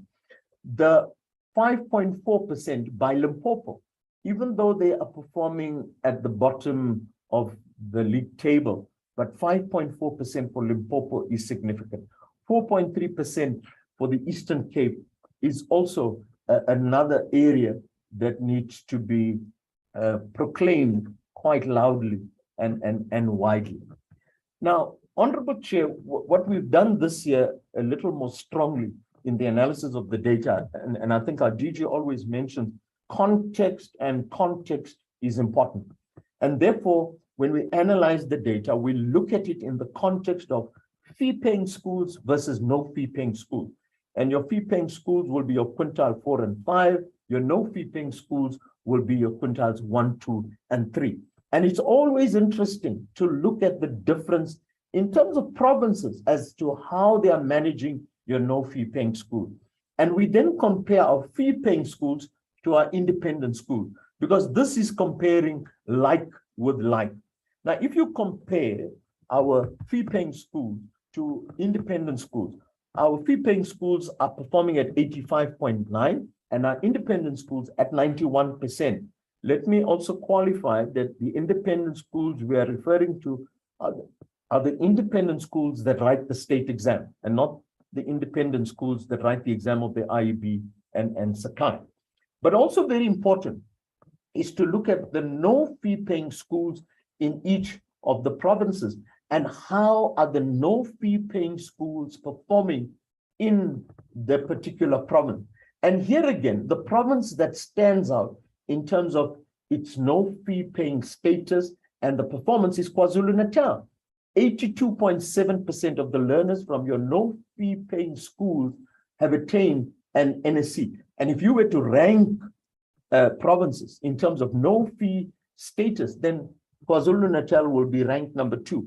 Interestingly, Free State seems to hold its top performance, whether you look at it from a fee-paying status, independent school status, or no fee-paying status. So this points out to the granular analysis that we are conducting, not just for the purpose of conducting, but for sharing it with our districts, with our provinces, with our schools, so that they understand that we are looking at them in the context that they find themselves in. Comparing boys versus girls, again, if we look at passes by gender, our girls are doing better at 56.3% compared to our boys at 43.7%. Even if one looks at the numbers, 326,000 versus the 253,000. Moving to qualification type, and like we say, bachelors are an important indicator of quality, and that's where we want to continuously focus our attention. But for me, what is interesting is that of all the learners that wrote, 38.4% attained admission to bachelor studies. We sometimes forget about the 26.7% that attained admission to diploma studies, which means that this 38.4 plus the 26.7, and that gives you 65.1% of our learners are now allowed to gain access to higher education institution. So this is a positive sign, also pointing to the fact that 65% of our learners attained a diploma, which means 440s and 450. So the bulk of our learners are performing at the level of 40% and above. And now looking at the trend, we've started in 2014 at 28.3, almost a 10% increase in terms of our bachelor attainment to 38.4. If you look at it in terms of numbers, the numbers from last year has increased by more than 22,000 more learners attaining admission to bachelor studies. If one compares it to 2014, from 150 to 278, that's more than 130,000 more learners in that period that have attained a admission to bachelor studies. If one looks at the contribution of provinces, KwaZulu-Natal stands tall at 69,000, Gauteng at 58,000. In fact, if you look at the contribution of KwaZulu-Natal and Gauteng, they contribute possibly 50% of the bachelor passes in the country. And here we're looking at it in terms of percentage, and Gauteng and Free State are the higher achievers in that regard. And there again, we take the NSC bachelor and diploma passes, and we look at it again in terms of fee paying, no fee paying, independent schools. And again, if one looks at no fee paying schools in terms of their bachelor attainment, KwaZulu-Natal, there again, stands above the others in terms of 41% of the learners in your no fee paying schools in KwaZulu-Natal attaining admission to bachelor studies. In this slide, we're just comparing performance across provinces in terms of 2021 and 2022. All provinces have improved except 2 of our provinces that have dropped in terms of the percentage of learners, as well as the number of learners attaining bachelors, and that's something we will deal with. Again, looking at bachelor achievement by gender, there again, our girls seem to outsmart the boys at 57% compared to 42% of our boys. And in terms of numbers, 161,000 versus 100 417,000.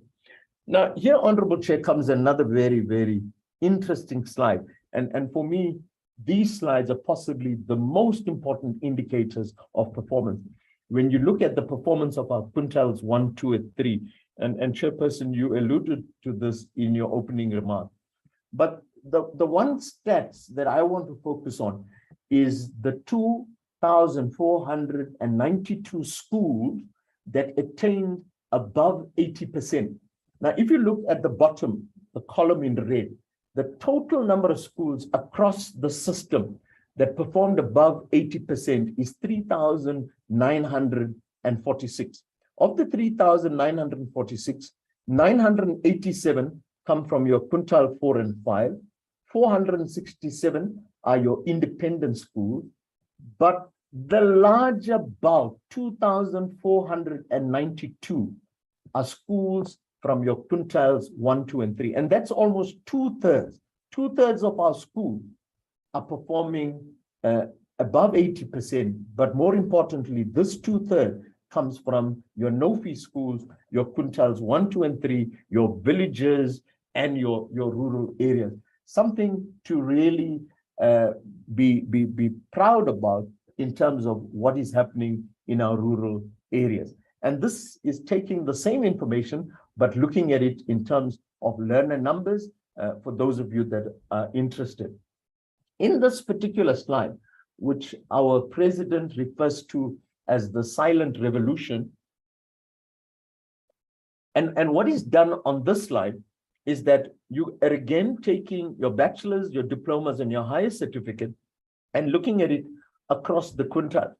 And what I want to focus on is this table at the bottom.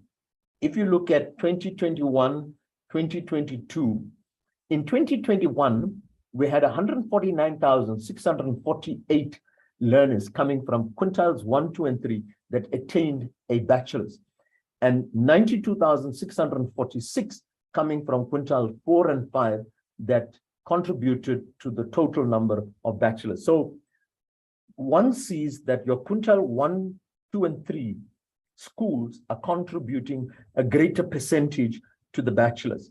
Now that is understandable because you have more schools in quintiles 1, 2, and 3. But if you look at it in terms of percentage, 61.8 compared to 38.2%. Now that was 2021. But if you look at 2022, and this for me is a positive sign, that the 61.8% has now climbed to 64.4. So it simply means that our quintiles 1, 2, and 3 schools are continuing to improve in terms of their contribution to the total number of learners attaining bachelor passes. So from 149 to 169, 20,000 more. And this for me is certainly an accurate description by our president when he talks about the silent revolution. It's about our pro-poor policies and how the pro-poor policies are beginning to manifest themselves. And here we're seeing data, and this is what the DG talks about, a data-driven system, which cannot be questioned simply because it's hard facts, it's what is happening in the system. Performance by age and gender, very interesting slide as well. Here we look at performance, overall performance, in terms of those attaining the NSC, in terms of their ages. And basically what this slide is telling us, catch them young. And what this slide shows us is that your 16 and 17-year-olds, in other words, of the 16-year-olds, 92% of them pass. Of the 17-year-olds, 90% of them pass. But as you go to a higher age of 18 and 19, there's a drop in the attainment level until you get to 23-year-olds who are performing at 52.7. But very interesting, when you get to 24 and 25-year-olds, it seems as if maturity now kicks in, and our 27-year-olds are doing better than our 24-year-olds. Our 30-year-olds are doing better than our 26-year-olds. So a very interesting observation in terms of this particular slide. And here we do the comparison between male and female. These are the actual numbers of learners. 236,000 of our 18-year-olds passed at 88.2%. Then, Honorable Chair, we now move on to analyzing our data in terms of the inclusive basket. The fundamental principle of the inclusive basket is that we should no longer be using one factor, one criterion to determine the performance of either a school, either the district or the province. Let's rather bring together a basket of criteria. And for now, CM has agreed that these are the 9 criteria that we would utilize in evaluating the performance of a school, the performance of a district, the performance of a province, and national performance. And this table does exactly that in capturing national and provincial performance. Now, much of what you see there is what we've spoken about already, but what is possibly new on this slide, and I want to draw your attention to, is the maths participation versus the throughput. And here again, pointing out that we're giving throughput the attention it deserves. But let me start with maths participation. Now, the shading is also significant. Where we have green shading relating to a province, it simply means that the province is performing at the appropriate standard. Okay, so they are performing, well, one could say above the required standard. Where the shading is red, it simply means that province is performing below. And certainly that province needs to give attention to that particular criteria. Where it's either yellow or amber, it simply means you are possibly on standard, possibly slightly above or slightly below. So the color that all provinces need to aspire towards is the dark green, which simply means you are above standard. Now look at maths participation. Very, very interesting. The 3 provinces that are shaded in green are Eastern Cape, Limpopo, and Mpumalanga, which simply means that these 3 provinces, which are our low-ranking provinces, if one go with achievement level, but yet there's something positive that is developing in these provinces, and that is the participation in mathematics. And this is what we've been promoting, that we want more learners taking math, more learners taking maths compared to maths literacy. And Eastern Cape stands out as the province at 44.9%. What is of concern is that our better performing provinces, Western Cape, Northwest, are low down in terms of maths participation. In fact, even Gauteng is not where they need to be. They're on 33% compared to Eastern Cape's 44.9% in terms of maths participation. Then when we move on to throughput rate, which is certainly important on our radar screen, if one looks at the rate, and again, one wouldn't want to highlight it, but again, some of our better performing provinces are not doing as well in terms of throughput rate. And this is something we need to deal with. But let's sing the praises of Limpopo, Mpumalanga. They have the highest throughput rate with Western Cape at 71, 72, and 70%, which is again a positive in terms of throughput rate. So these criteria are going to help us to look more incisively at performance, dissect every province, and make sure that if your counting is not where it needs to be, or your technical maths is not where it needs to be, this is where we will provide the support and make sure the province moves forward. We've also then taken those criteria and broken them up further in terms of fee paying, no fee paying, independent, and obviously the all category. And I'm not going to go through the detail, but I think the slides that follow, and in the interest of time, Chairperson, I'm going to skip through them, shows you, if one wants to compare provinces, how they are doing in terms of, in this case, accounting achievement. In this case, we're looking at maths achievement and the like. And here you see very clearly your maths participation and how that compares across provinces. So I'm going to skip through all of these slides and then move on to subject performance in the interest of time. And here, I think the CEO of Umalusi has raised the issue of South African Sign Language. We are on 77.1%, but that was based on an upward adjustment of marks. So there's certainly much work to be done in terms of South African Sign Language, and that's where we will be providing support and focusing our attention. In terms of home languages, I think here again, our home languages are doing exceptionally well, although in some cases we've had drop in performance in our home languages, particularly those that are shaded in red.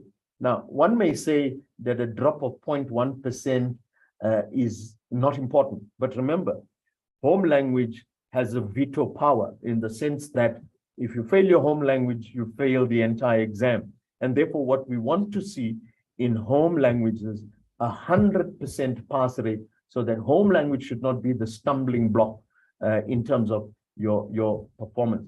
The slightly lower levels in English and Afrikaans is understandable, simply because Afrikaans and English is not all taken by home language speakers. So it's a more heterogeneous group compared to your Sesotho, your Setswana, and your Siswati.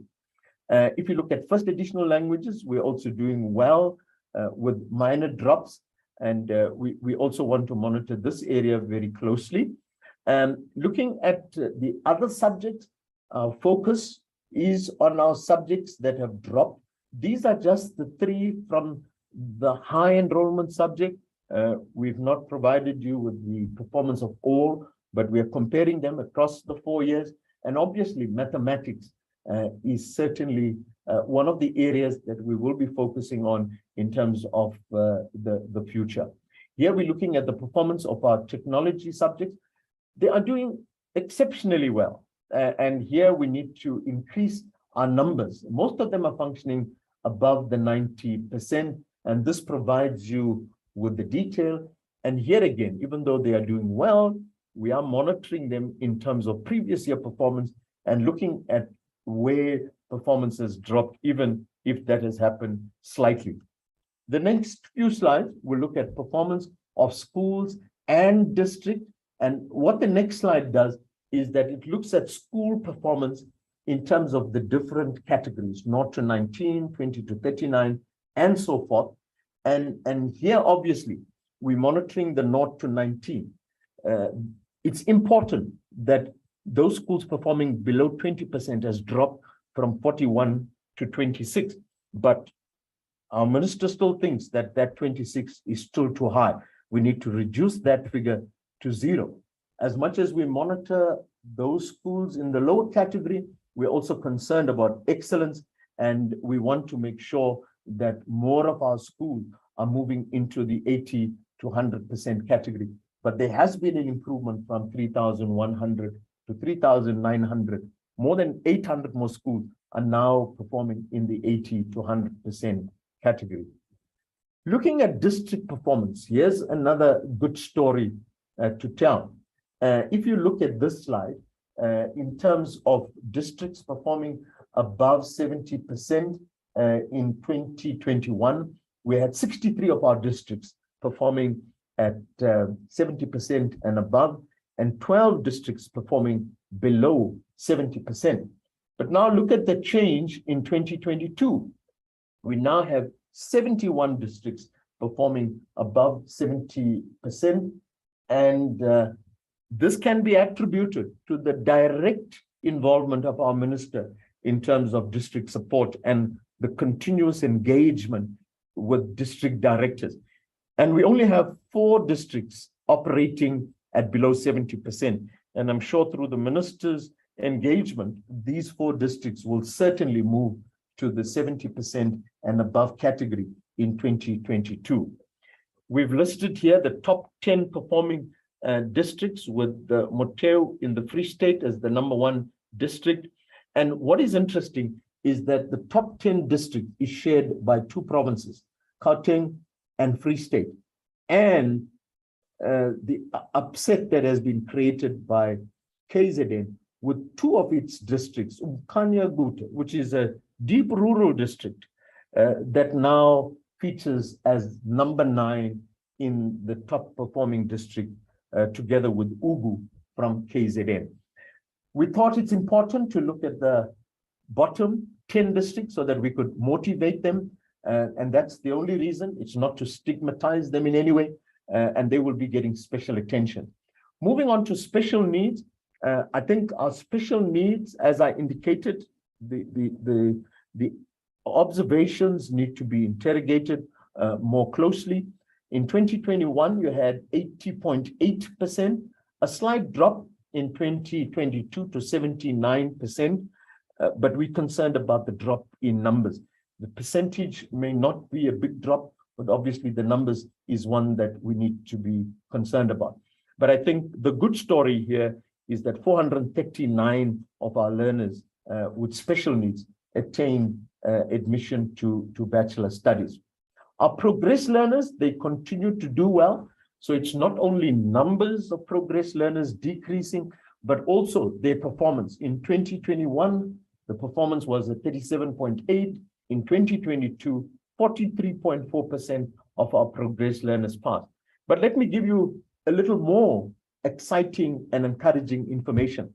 These progress learners that should have been retained in grade 11, given an opportunity, 3,235 of them achieved admission to bachelor studies. 8,141 of them achieved admission to diploma studies. So it simply means that our schools and our teachers have done a lot to support these learners in getting them to achieve a bachelor.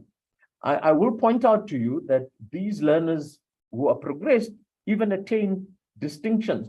But before I get there, this provides you the overall distinctions in the country.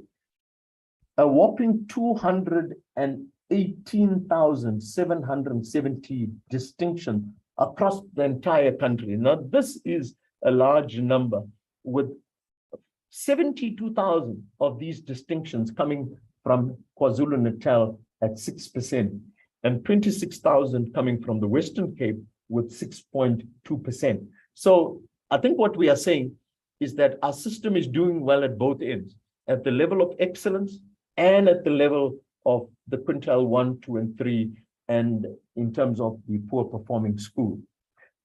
Here we look at the subject distinction, and business studies as the highest percentage and the highest number of distinctions, 14,577. Now here comes the interesting slide. This slide looks at learners that were progressed, learners that should have been retained in grade 11. A total of 1,426 of them attained distinctions, or rather, should I phrase it correctly? From the group of progressed learners, there were 1,426 distinction. And what is interesting, if one looks at mathematics, there were 6 distinctions in mathematics, 5 distinctions in physical science. So I think the moral of the story, never rule out learners at any stage as they progress from one grade to the other. Moving on to social grants, our social grant recipients performed at 71.2%, an improvement from last year at 65.52. Here we look at your active versus the inactive, and our active social grant recipients are performing better than our inactive, 87 versus 75. And here we look at performance in terms of the different types of qualifications. And I think it's important to note that in 2022, 197,000 of our bachelor passes come from the group of social grant recipients. Moving on to correctional services, and here we're seeing a nice improvement. 111 learners wrote, 99 of them achieved or passed, 59 of the 111 obtained admission to bachelor's, 29 obtained admission to diploma studies. Sorry, I should have indicated that this is the 2021 performance. If one looks at the 2022 performance, 171 of them wrote in our full-time centers, and Of the 171 that wrote, 105 of them achieved bachelor's, that's 61.4%. 43 of them achieved admission to diploma, which is 25.1%. And overall, 164 of the 176 that wrote passed, which is 95.9. And this is an improvement from the 89.2 to 95.9. So our inmates as well, given the opportunity and the support, are also doing extremely well. These are the part-time inmates, and they performed at 40%. This is also looking at the part-time candidates, inmates, and the different types of passes. The other area that we're concerned about is the performance of our part-time candidates. This is giving you an indication of the numbers that entered and wrote in the different provinces, the 168,000 and the 109,000 that finally wrote. This is the performance in terms of subject, and I think the reds are an indication that the performance has dropped. And these are your high enrollment subjects, and only 3 of them, the performance has increased. We've looked at the total number of subjects taken by part-time candidates and compared that year on year from 2020 into 2021 into 2022. And we found that comparing 2021 with 2020, there was a drop in 20 of the subjects, 20 of the 61. Comparing 2022 with 2021, there was a drop in 25. So 5 more subjects drop, which simply means that we have to be doing more in terms of our support to our part-time learners. And we speculate, and this is mere speculation, that load shedding may have been one of the factors that could have contributed to the drop in the performance of our part-time learners, given their dependence on night study. And with load shedding, obviously, that would not have been possible. Also, load shedding would have impacted on their access to online material, to the TV and the radio support program. But I think overall, there's certainly a need for us to do more in terms of our second chance program moving forward. In the next few slides, Honorable Chairperson, we then take the 2022 data and analyze it in terms of the social justice principle. And I'm not going to go through each of them, but what this shows us that there's general improvement in all areas of access, redress, equity, efficiency, quality, and inclusivity. Obviously, there's far more that we need to be doing in terms of quality. There's far more that we need to be doing in terms of efficiency, equity, as well as inclusivity. And I'm going to flip through the slides, if you would allow me to, Honorable Chairperson, so that I could move to the last important aspect of our presentation, which addresses the very key issues raised by Umalusi, which Umalusi provides to us as directors. And it's interesting to note that Umalusi has also looked at recurrent directives from previous years, and there's always been a positive report that some of these recurrent directives are being attended to. But just to indicate that we have a 5-pronged approach in terms of addressing these directives, we've already started with the plan, which we will present to Umalusi in terms of how these directives will be addressed. Firstly, we're looking at intensive collaboration and review with our national and provincial departments, which we do on an annual basis. Question papers is certainly one of the main focus areas. And I think the issues of errors in question papers, questions being lifted from previous years, these are things that we will deal with and certainly provide training programs to our examiners and moderators. And we'll do this collaboratively with Umalusi. Standard setting and planning meetings, very important. At the beginning of this year, we will get each of the key functions, marking, school-based assessment. We'll get the managers from each of the provinces to meet, and they then undertake a review and a standard setting meeting, setting the standards for 2023, and that becomes a standard that we need to pursue throughout the year. training sessions, which I already alluded to, and we do not downplay the role of intensive monitoring of the entire cycle from registration right up to the release of the results. In each of the subsequent slides, we take each of the key directives and give some kind of indication.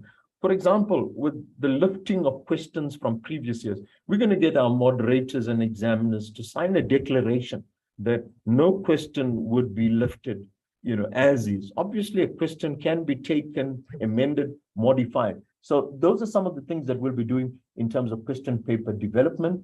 With regard to school-based assessment, I think Umalusi has admitted that there is improvement, but there's still room for improvement, particularly with sign language. There will be capacitation of our South African sign language teachers, the upskilling of all teachers in terms of how do you set a standard, or rather a question of standard that will give parents and all of us a good indication of how learners are performing based on school-based assessment. Our moderation systems will be improved, particularly in the area of PAT and oral work.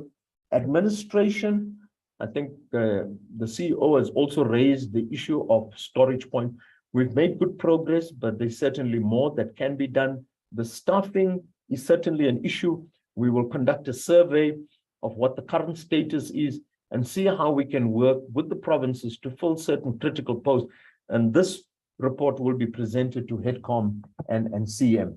Marking, I think Umalusi has raised a number of issues in terms of provinces not satisfying the pre-marking requirement, which we will monitor more closely. A reserve list of markers, which is of critical importance, that we will also monitor. Marking guidelines and making sure that these are at marking centers on time. We cannot undermine the role of health or occupational health and safety. This will be more closely monitored. And the ratio of 1:5. Most of our provinces, in most of our subjects, we've moved to 1:5, and that allows for a closer moderation and monitoring of marking. So every 5 markers is monitored and supervised by 1 senior marker, and every 5 senior markers is supervised by 1 deputy chief. And that's something we will get right in the system. Certification, I think we're doing reasonably well, but there are obviously issues raised by Umalusi in terms of making sure that our system is accurate in terms of the barring period or the sanction period. And we will be looking at our system more closely, submitting data sets of registration, of certification on time. We've taken note of that and we'll certainly be dealing with it. In conclusion, my apologies for the very long drawn out presentation. But I think what this presentation shows that the class of 2022 has demonstrated true resilience, a true resolve to overcome whatever the odds. And I think it's not just about producing good results. I think what we've done is we've produced a caliber of youth that will now be able to face whatever the challenges are that will follow them in their subsequent post-schooling years. And I think, like our ministers pointed out, the system is maturing, and therefore the system is adapting to unexpected challenges. Finally, all of this could not have been achieved without the support of Portfolio Committee, our Minister, Deputy Minister, our DG, our MECs in the province, our heads of department. So we are one great team, and I think the greater challenge lies with making sure that 2023 is a better year and an improvement on 2022. Thank you very much, Chairperson.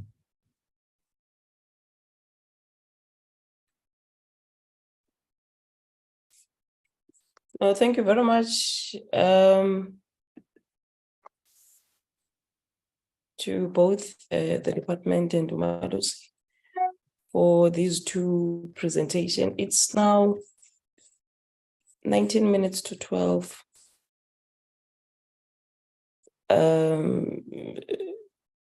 Can I note hands, honorable members? Can I note hands of the members that would want to participate?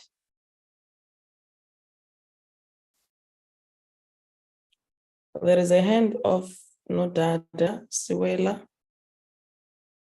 at once, Mashabela.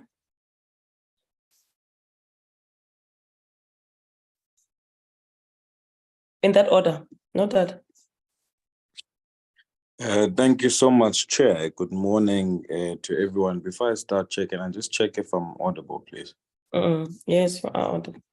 Okay, thank you so much to Umalusi for the presentation, as well as from the Department of Basic Education and the comments, from the Minister and the DG. I think, Chair, it's appropriate for me to say compliments of the new year or the new season to anyone that haven't engaged thus far. But it was also good to meet some people in person during the announcement of the results. And hopefully the engagements will continue. I think, Chair, before I even start with some of my comments and my questions, general and specific, it's important to understand that, from our perspective, to Umalusi, DBE, and the leaders of those particular spaces, that it's important to hold each other accountable on a high regard standard, because the aim of it all is to ultimately benefit the child that walks into that classroom. I think everything and anything that we do in this particular participation, whether we're engaging on, the assessment process, the outcomes, the input of that in the education system and all of that, is simply based on what we intend to achieve good quality outcomes at the end of the day, so that that child in the classroom is the one that benefits the most. So in that spirit, I think it's important that even when we do engage in each other, we understand that the intention of critically holding accountable or analyzing some of the assessments and the outcomes is simply based on that. So with that, Chair, I would like to firstly start with some general questions, both to the department and Umalusi. And this is just simply based on the study that has been done by the professor that leads Pearls and Tim's that we participate in South Africa, where, they did an assessment of about 17 countries recently. And you'll find that many of the countries have moved to a continuous based assessment process rather than an examination outcome process. And I want to check with Umalusi and DBE on whether part and parcel of our benchmarking, our research, are we actually looking into that conversation about, is it not high time that we maybe have a blended method of assessment or a continuous assessment method to measure the professional knowledge and personal development of a child? I saw a disturbing comment on social media, someone saying, we need to get rid of life orientation. I feel like it's a useless subject. Not understanding that we're also preparing citizens here in terms of their own personal development, but also in terms of the subjects, in terms of the skills that we're trying to develop professionally and the knowledge we're trying to develop. What exactly are we measuring in exams that we can't measure in a continuous assessment method, which I do think may improve the uptake in some of the critical subjects such as maths and accounting, economics and business that you've pointed out, so that we are more involved in the depth of knowledge, in the depth of professional development and in the depth of personal development, rather than just outcomes based. And then we analyze the numbers, the way in which we interpret them, and so on. So I do want to ask that particular question, because I think it's also important, and I'm glad that the DG started getting into this conversation when I was listening to him on Thursday, because it's something that we have also been doing a lot of research on behind the scenes as to what is the best method of assessing the professional, personal, and knowledge development of the child in that instance. So that's the first question around this, because mainly exams and the outcomes thereof are basically the end of the tunnels, the assessment process into that. Again, part of the general comments. And I heard Dr. Polia, mentioning this, about the trimmed curriculum and other things. And I think it's been mentioned by the DG and all of that, that this particular class, obviously having enjoyed a lot of challenges, had a trimmed curriculum and so on. But I do think that part and parcel of something that we also need to look at as part of the improvement in this class of 2022 is that teachers actually had the support of EAs and GAs, meaning that they had to do less admin and they had more time to focus in the classroom with the children. And I think that's something maybe we may take for granted, but I would be very, very interested to hear what impact that had in terms of teaching time, learning and teaching time in the classroom when they had that support. And I know, roughly there's about 71% to 77% of learning and teaching time when teachers actually do their own admin without the support of that.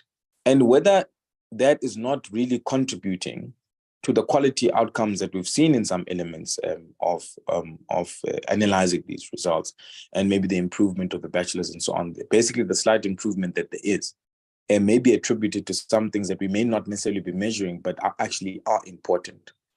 And the reason why I link this to the previous question about research on continuous assessment is that the CAPS curriculum has a specific timeline, a specific load of curriculum that has to be covered at a specific time, not at the pace of the child, but at the pace of the system. And I do think that looking at these type of elements, we may be able to achieve better depth in terms of results, but more so than anything, we're able to measure what is correct to measure and, may improve the quality of the outcomes at the end of the day. And these are just general comments that I would really like the department and Umalusi, to consider, as part of research, part of planning, part of setting targets for the new AP, the strategic framework, the APPs and so on. And these things become important because at the end of the day, the person that benefits at the end of the day is the child, like I've indicated. I want to mention two things on the DBE presentation. There are two things that I think sometimes I think DG commented on it on the end, and I know that indirectly that comment was coming to me about throughput and dropout and all of that. Now, I want to indicate that there are two things that are missing in this full presentation from DBE. And DG touched on, and I'm going to link it to what you touched on, the fact that the department doesn't measure the output or the learners that leave in grade 9 to TVET colleges. That what's the transition, what's the difference between those learners that leave in grade 9, how many of them exit the system going to TVETs and so on. That is not measured at all which is by the way, the last year of compulsory schooling, which is grade 9. Or depending on the age that is in the South African Schools Act. So I think that's not measured, but also the two things that are missing then post grade 9 from grade 10 to matric, which is, the FET phase where the children the aim for them starting grade 10 is to complete matric. Is one, we're not seeing what is the failure rate per grade. From grade 10, what's the failure rate? What's the failure rate in grade 11? What's the failure rate ultimately in matric? Secondly, what is the dropout rate in grade 10, in grade 11, in matric? To determine the throughput. Because it's one thing to determine throughput, Dr. Paulia, from grade 1 to matric, like you've done in one of the full basket of the slides, talking about the full basket and, being 58% and other provinces being high and so on. But in that particular phase, because we work in different phases, and the minister mentioned that if we get it in ECD phase, we work hard to get those foundations, to get it right. Foundation phase, intermediate phase, and ultimately the last phase for children to be able to exit compulsory schooling, and ultimately the FET phase. And we're able to measure all of these things. We then have a true reflection. The mistake we make sometimes is to think that when we say there's a real pass rate, we're referring to the learners that wrote. What is actually being highlighted is that there is a challenge in terms of throughput, because universities do it. When learners graduate, they will say we've got 6,200 graduates. But of this particular cohort, these dropped out, these failed, they give a full detail of that so that they diagnose where the problem is. And when we do that, it's not because we want to be, throw water in what is being announced, but we want to say, let's have a full account of how many of these learners actually are left. What are the challenges there that makes them maybe fail at grade 10, grade 11, and ultimately matric or drop out, at that particular stage in those high numbers. Because if you look at the percentages, even what is interesting is that the province that has the lowest throughput rate, according to your own statistics as DBE, is the Free State at 58%, meaning there definitely is some problem somewhere that we need to be able to kind of address, not because there's being spied, there's water being thrown anywhere, but because there's a genuine concern that we must not leave any learner behind. Because the results that you see in terms of the boy child dropping out even more, you will find that those boys end up being Nyawupe boys, they end up being part of crime, they end up being part of the youth, not in education, employment, or training, they end up being unemployed. And that's what we're trying to curtail in the system, as much as we're trying to develop an upstanding citizen through the NSC, but also we need to ensure that we leave no child behind, especially if we can retain them and be able to track where the problem is in different stages of the different phases that exist. And these are some of the things that I will continuously raise because they are very close to my heart, and I think it's something that's important that we need to consider. So there's a definite distinction between pass rate and throughput, but I do think there's those two things of dropouts and the failure rate that we do miss in this presentation at times, that we're not able to determine where the problem may lie, so that we're able to nip it in the bud. In terms of investigating of the exam irregularities, maybe this applies both to DBE and Umalusi, but Umalusi seems to have thrown that to the DBE to finalize. Do we have an indication of when the exam irregularities or assessment irregularities are going to be investigated and concluded? Particularly the case in Mpumalanga. I've been reported by a case in Butterworth, a minister in the Eastern Cape, where learners were not assessed for their life orientation and now have, and I think they may contribute to that 26,000 you spoke about, Dr. Polia, of learners who may, quote unquote, be absent, that, may not be that did not get their results because of some discrepancy of the teachers there. So I want to check as to when are those irregularities, not just in exams, but in assessment generally, will be investigated and finalized. And I'd request that the chair, we do get reports on that as to what consequences or consequence management has been put in place, particularly to the teachers that may have contributed to these particular irregularities, or any other officials that may be contributed to these irregularities, because it's quite sad that the children in Butterworth won't be able to access institutions of higher learning because they have to go right again, that might jeopardize, and all of that. So there's a lot of dynamics around that. The children that have not received their results based on, the stuff in Mpumalanga. So I want to know as to when those will be finalized, and how that actually is being handled at this point in time.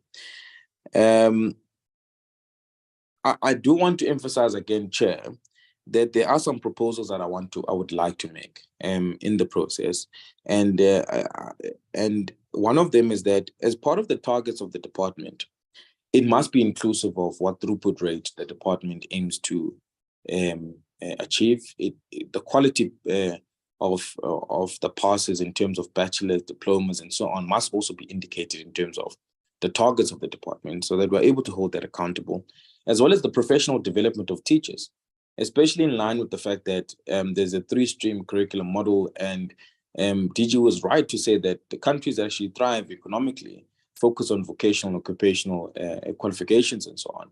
And we need to be able to kind of have targets on that, what the department aims to achieve in those, even though the implementation of many of these things are in provinces. Also, I've raised this before and I'm going to raise it again, that I do propose that the department track the exit level of grade 9 and matric as to where do those learners actually end up. Because like I've raised in the past, now we've got 38% of a bachelor's pass. If I'm being frank and honest, it may be a slight improvement of 2% from the previous year. But for me, I'm not really entirely convinced, considering that I come from higher education, because I've seen a lot of these bachelor passes. I received a report today from a learner that's saying, can you please help me find a university? I've got a bachelor's pass. And I went through those marks, and I found maths at 40% and another subject at 41%.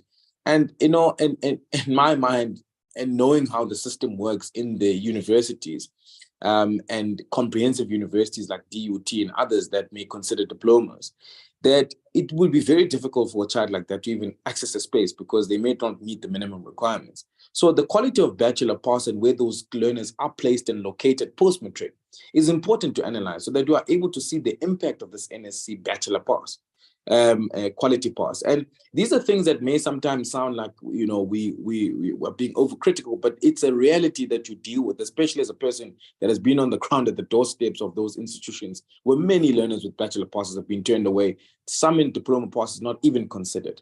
And it is a reality challenge. And I'm glad that there's a committee between DG and the higher education space, but I do think it's something that needs to be looked at from our perspective to also measure the outcome of a bachelor's pass. Chair, I want to also propose that we are also reported on the outcomes of piloted studies like entrepreneurship, coding, robotics. I know maritime was written, and the vocational and occupational streams that are there, as well as the School of Skills certification, if Umalusi has been engaged on that, as to what those learners leave and do, because it's also very important. The reason why I raise these is because there's also been a lot of, there's been a pilot of schools in the Eastern Cape that wrote, I think, biology or what we call now life science and other subjects in isiXhosa. So it would be interesting also to hear Dr. Paulia as to how those schools actually performed in terms of that particular pilot. So it would be really, really interesting to get that. And then I just want to jump into the last one for me, which are the specific questions that I would just like to ask to Umalusi and DBE. Those ones are much more general than some submissions that I would like to check. In terms of Umalusi, can you just inform us as to which examination panels are consistent in receiving approval during the first moderation, and which consistently struggle to get approval, and what may be the reasons for that? I did hear that you said that none of them did struggle at this time around, so which is actually very good. How many centers have failed to adhere to the 1.5 senior marker ratio? And in which provinces were they located? And is there any particular impact of not having the required number of senior markers at a marking center? And are those centers naturally monitored or audited? I hope that question is very clear. It's a three-part question. The second last one for Umalusi is, according to you, what were the specific security risks at the storage points, and have you made a report regarding the specifics available to the DBE so that those can be nipped in the bud? The last one is in relation to numbers, but I do think I got some clarity when you did the presentations, because there were some discrepancies about, where some numbers that show were 752,000, and you had 754,000, but I do think that I kind of got where those numbers came from. In terms of DBE, I've already asked you regarding the cheating incidents in Mpumalanga and other assessment incidences as to where those investigations are, and if we can get a report on that. And the second one was, I just wanted to check, was the systemic evaluation program not supposed to have been implemented in 2019? What are the reasons for the delayed implementation, and when does the department foresee administering the evaluation this year? And whether all of that is on track, and how many of the schools from each province will participate? How many learners from each school have the schools been identified yet, and how long after the evaluation will the report be made available? I can repeat that question if it's not entirely captured. And then regarding absenteeisms, there's about 26,857. And I think you've clarified that, if you only exempted in one exam, then you record it as absent. And I just wanted to check on that, Dr. Paulia. Have you tracked these learners? And when will they write? Are they considering writing examination? Will they miss 1, 2, or the entire examination process? What's going to be the mechanism to try and get them on board? And linked to that, are the kids in Butterworth that I just spoke about inclusive in that particular number? Second last from DB for DB.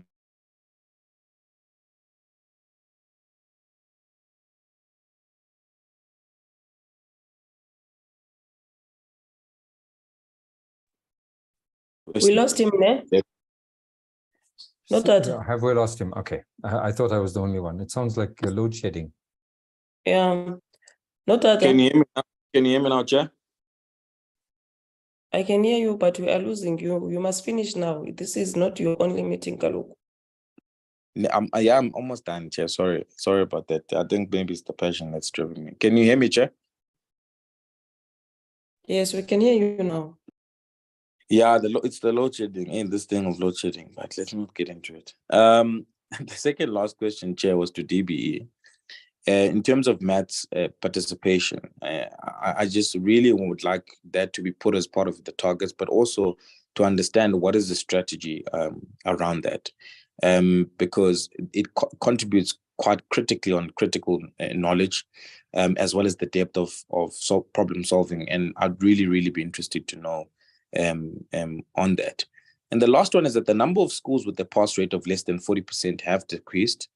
I wanted to check what are the lessons there, Dr. Paulia, and what measures have been put in place to assist and monitor schools that still have a pass rate of less than 40%. Thank you so much, Chair. Sorry for taking long, but I just thought that the issues that are raised today are very important because this is a platform that we can raise them in.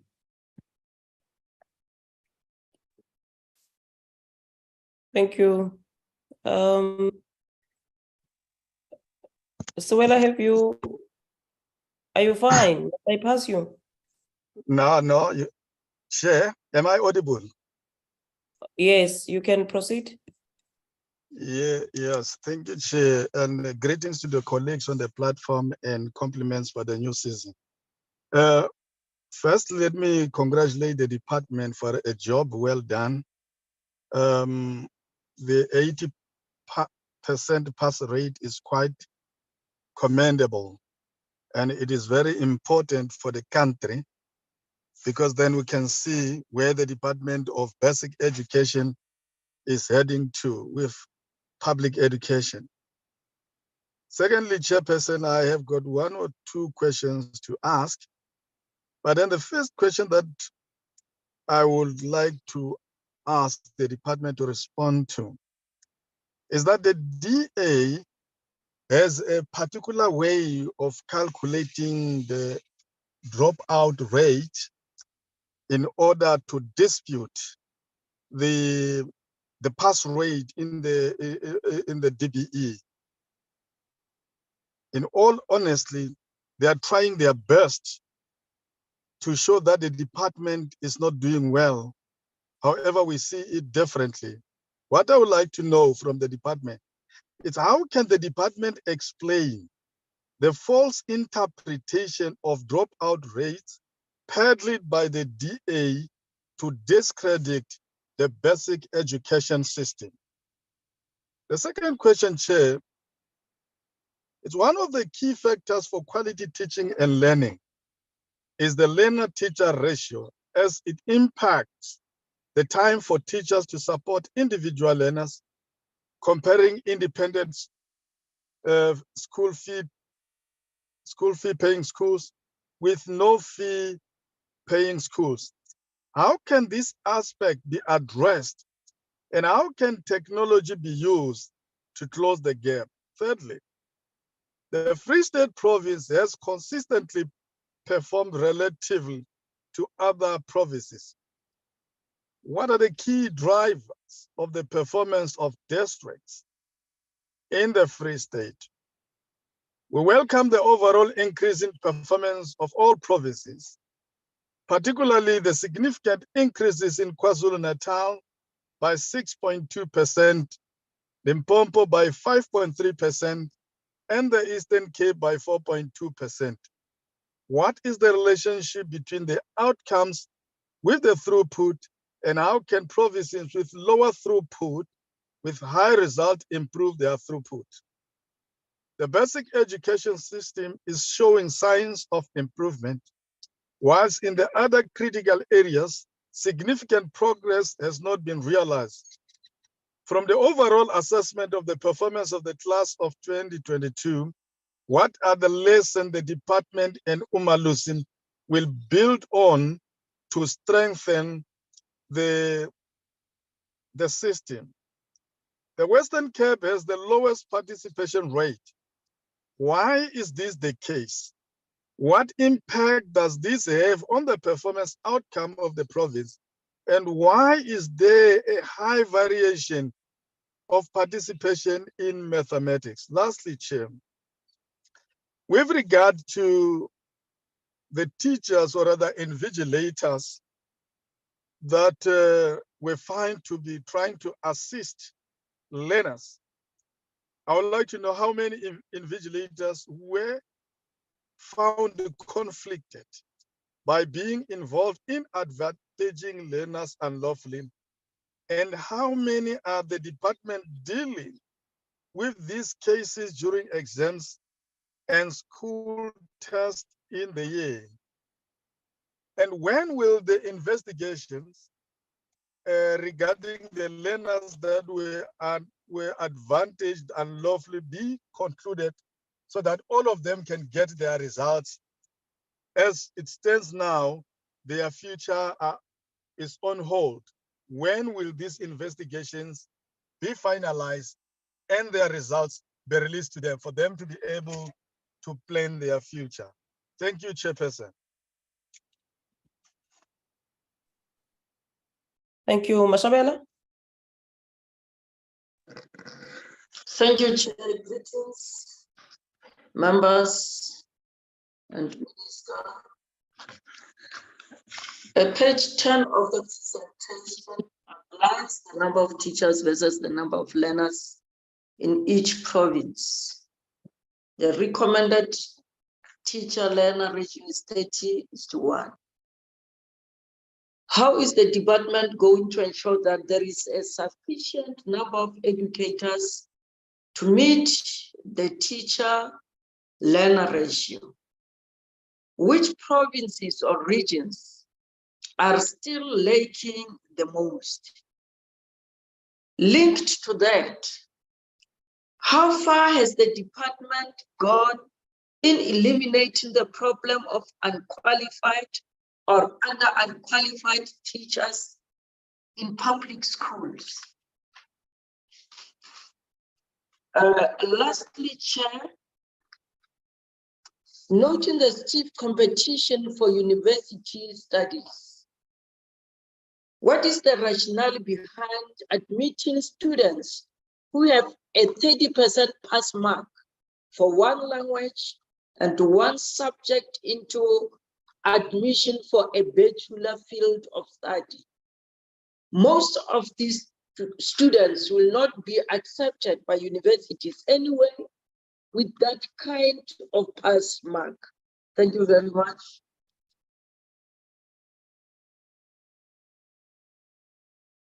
Thank you. At once.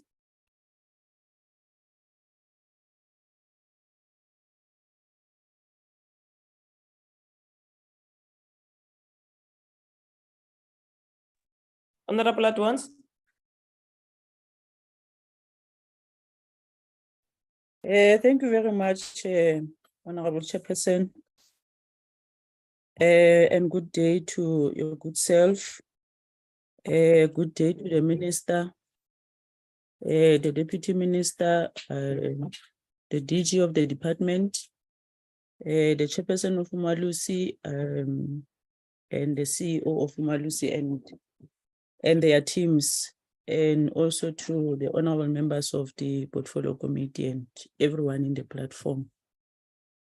Chair, let me also appreciate the two presentations that we received today, both from Umalusi and DBE, and also congratulate the Minister and her team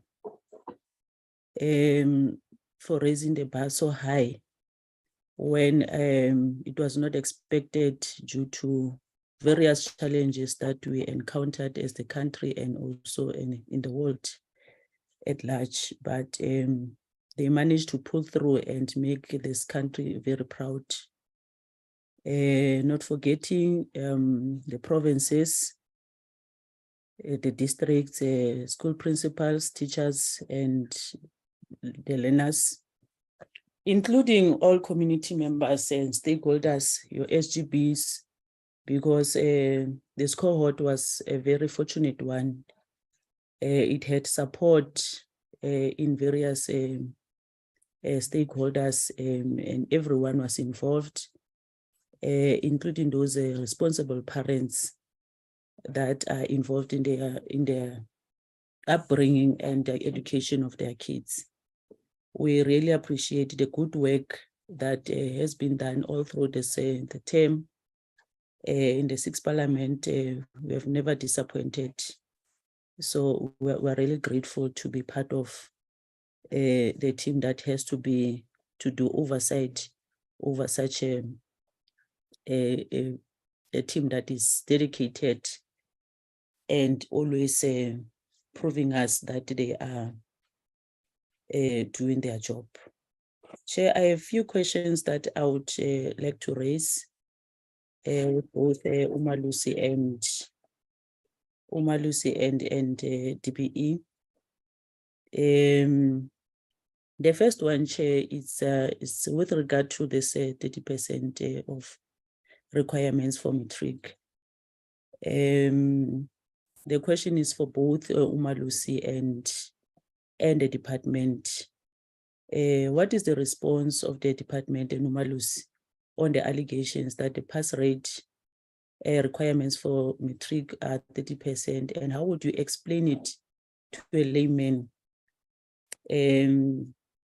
Because, you know, this has been used even by Mickey Mouse parties that were just, you know, campaigning to open their smaller Nyanam party. They would use this 30% requirement to degrade and to undermine the quality of education in this country. And also maybe if you can make comparison to maybe various countries in the continent and around the globe, it will be appreciated.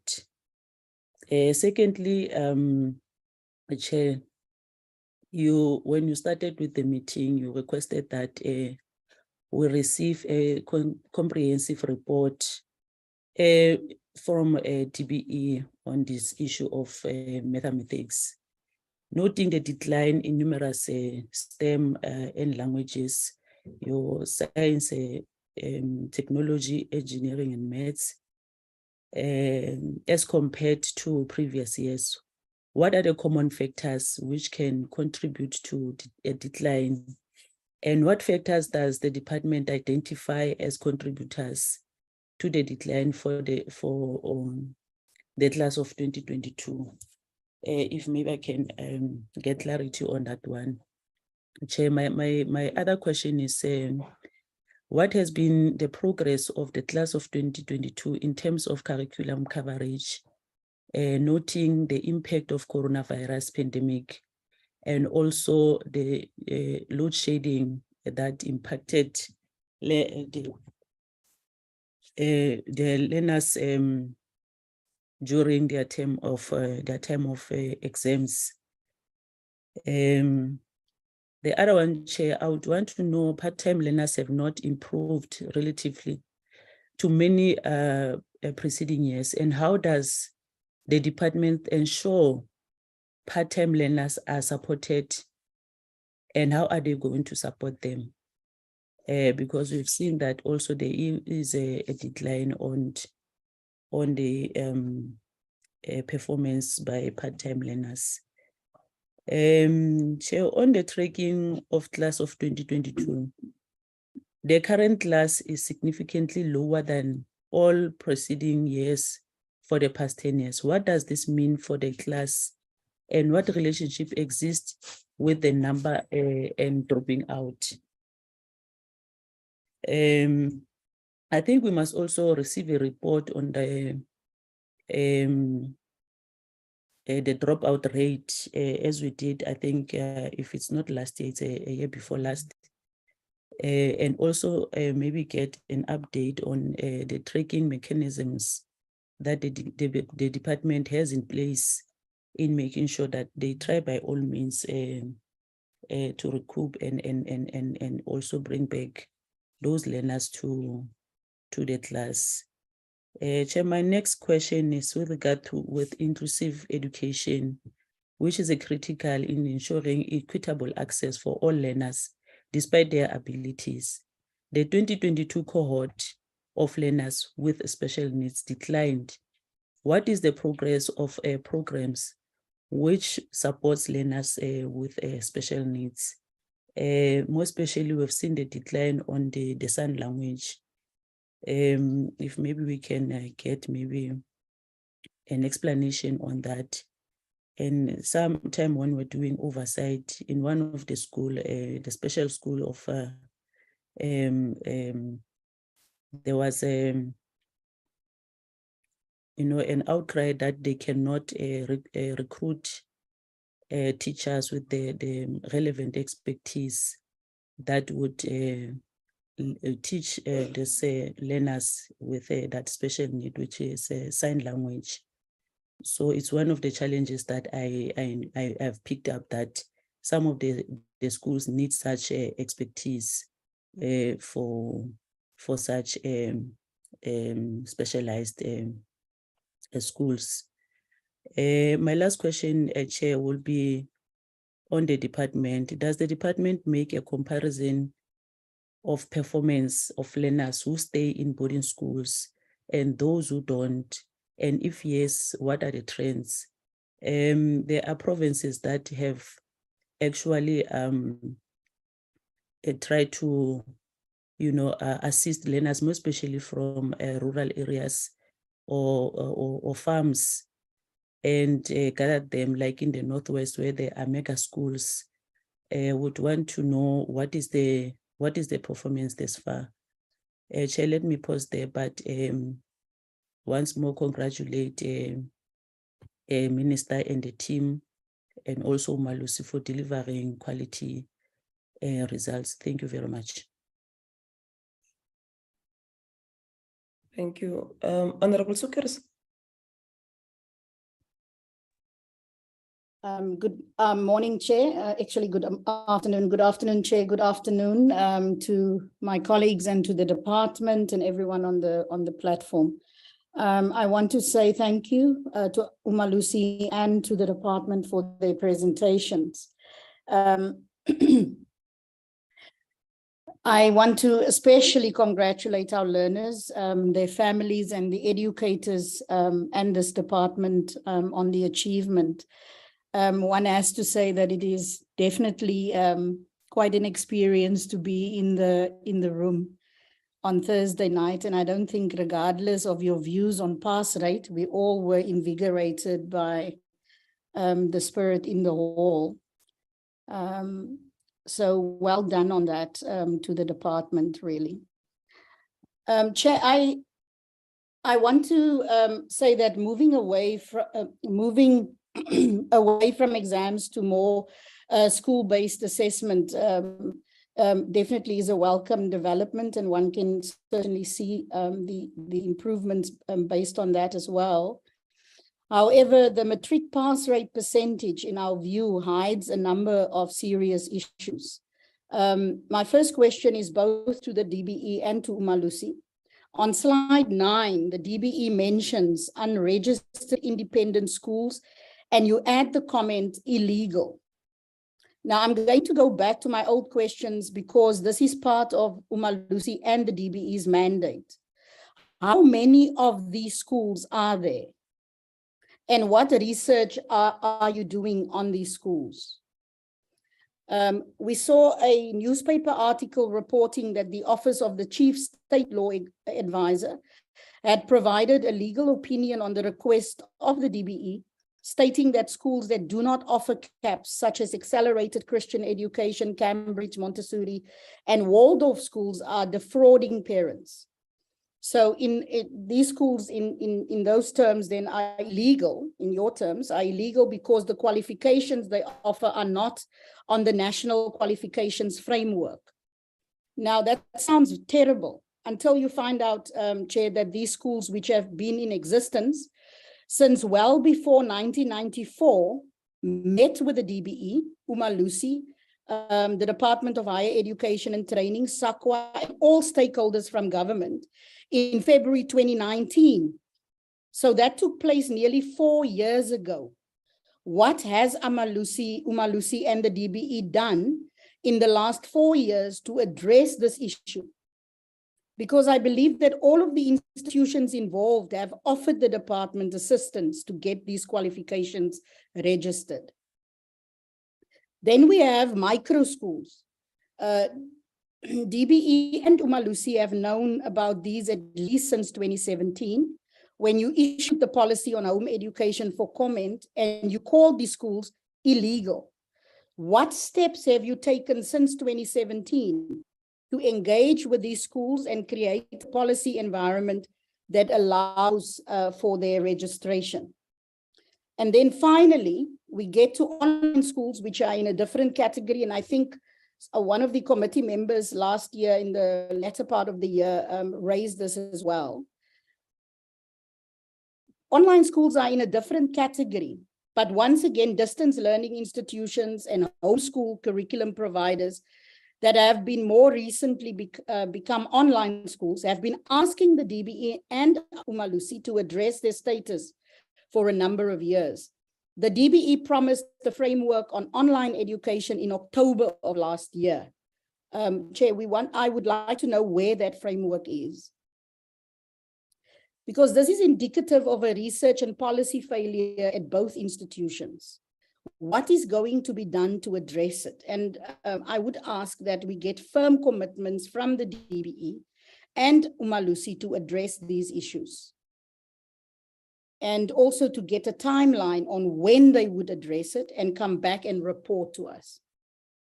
The DBE says every child is a national asset. And it seems that this only applies to learners that follows the caps in the public system. At least that is the view that I have when I listen many times to the comments that are being made, and especially as well in the way in which the reporting and the system handles all the other categories. When are we going to get any report on the success of the non-CAPS learners who obtain great success and their non-CAPS school leaving certificates? That question to the DBE. Then in terms of the matric results, I'm going to go back to the issue of dropouts. The slide 17 shows the cohort number over the years. I know that our maths results keep dropping, but it should be apparent to all of us that there is a major problem with the slide. And I think it was referred to by Honorable Nodada, some aspects of the gaps or the questions that is raised in that slide. So as we could expect from a nearly 2 million learners in grade 1 in 2011, we dropped to just over 924,000 in grade 7 in 2017. But between grade 7 and 8, the number of learners goes up from about 924,000 to 995. If you are tracking the cohort, how is that possible? Over 70,000 learners are joining the system. It is obvious that these are learners that come from the independent sector, whether it is registered or unregistered. The same occurs in grade 9 and 10, where another just over 70,000 learners join the public system. This means that more than 140,000 learners have left the public system. It is a big percentage of the 775,000 who are in school in 2022. So this is an 18% loss of learners that is covered up by other learners coming in. The dropout issue as we all know, is real, but we lack the most basic information.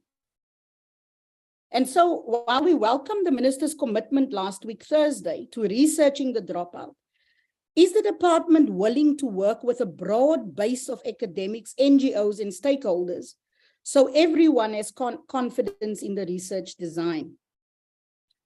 We have now been talking about this for 2 years, and we've been waiting for 2 years. And we cannot wait until next year to get a flawed result. Then on the issue of school leaving pass rate, why do we not have a consolidated school leaving pass rate that includes TVET colleges?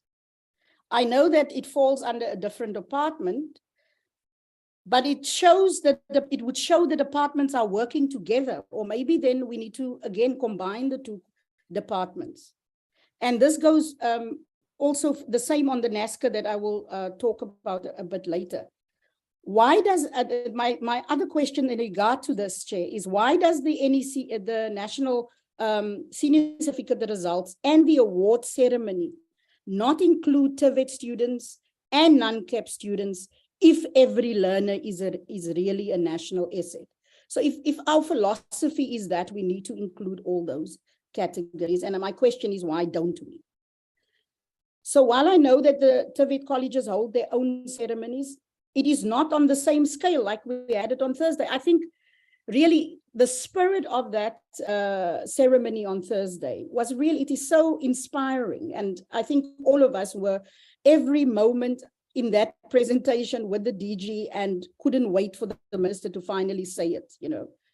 Why don't we include them? Why don't we do it at the same scale?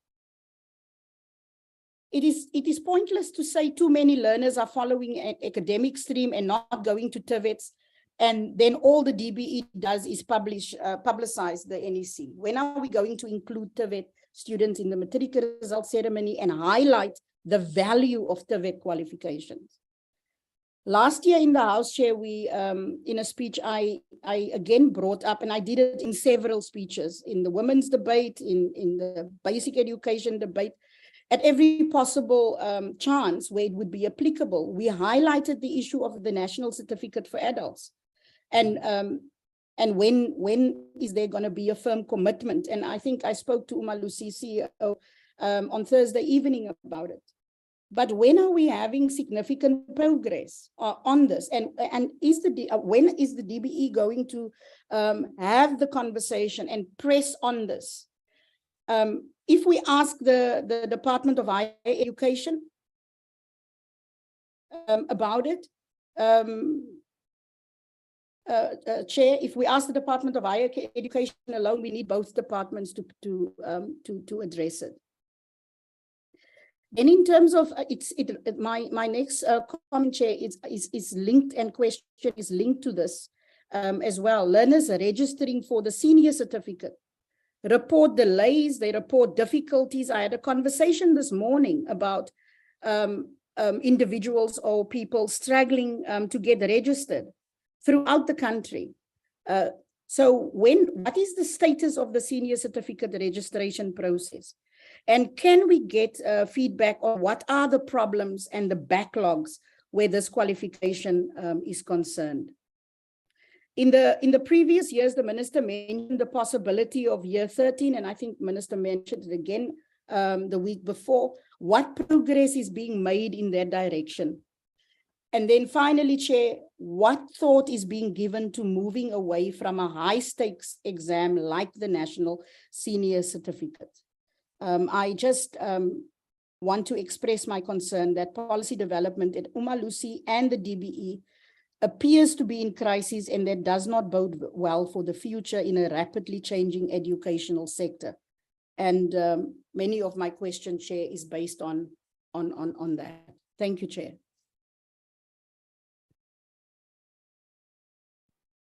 No, thank you very much to all the members that have participated. Honorable Advance, and note that your hands are still up. May you please remove them. I think many questions have already been asked, or rather many comments have already been said to the department. Just a few things from my side. How are you doing the classifications of quantiles at the correctional centers? if we can just be briefly be educated on that. And then, there was an outcry from the public that these results actually were released late than the public had expected. The date that they have been released, it was put it so on the public that it was late. So my issue with regards to that is your working relations with the Department of Higher Education into making sure that the learners are moving smoothly to higher education. Are your working relations okay?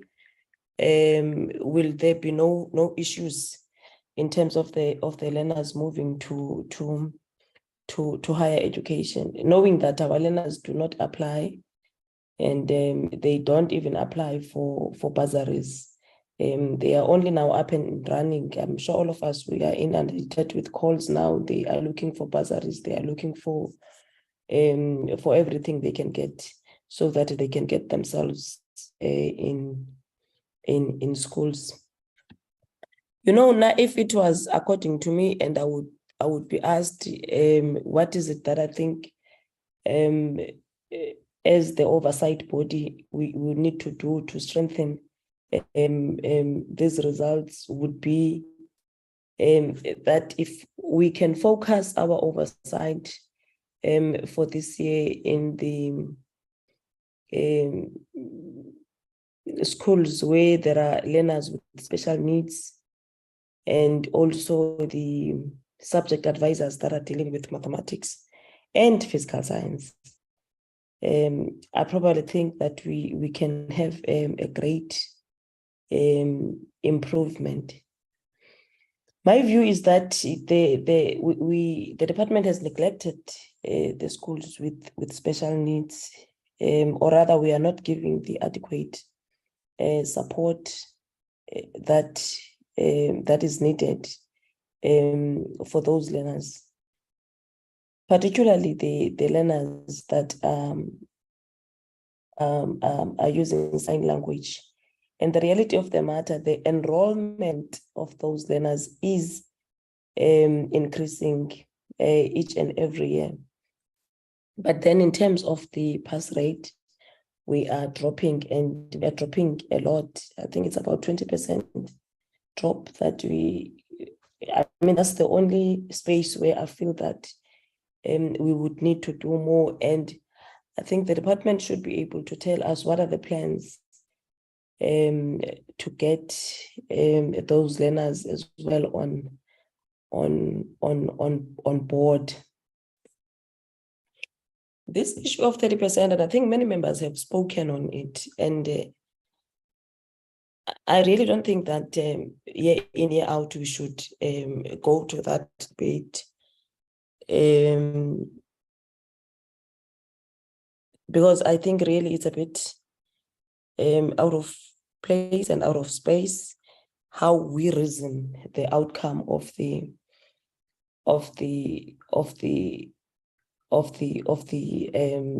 NSC.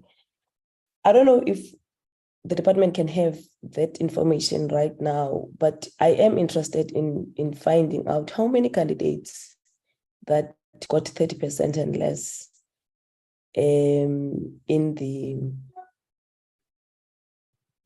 in these results, and what do you think the outcomes?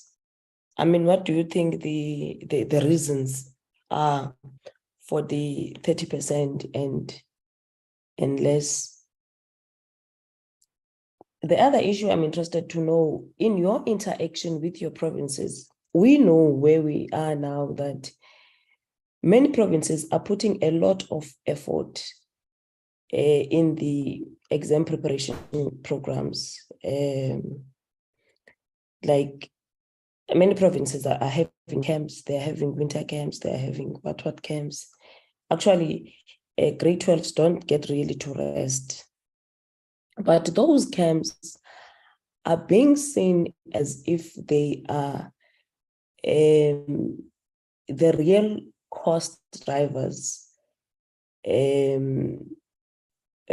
for grade 12.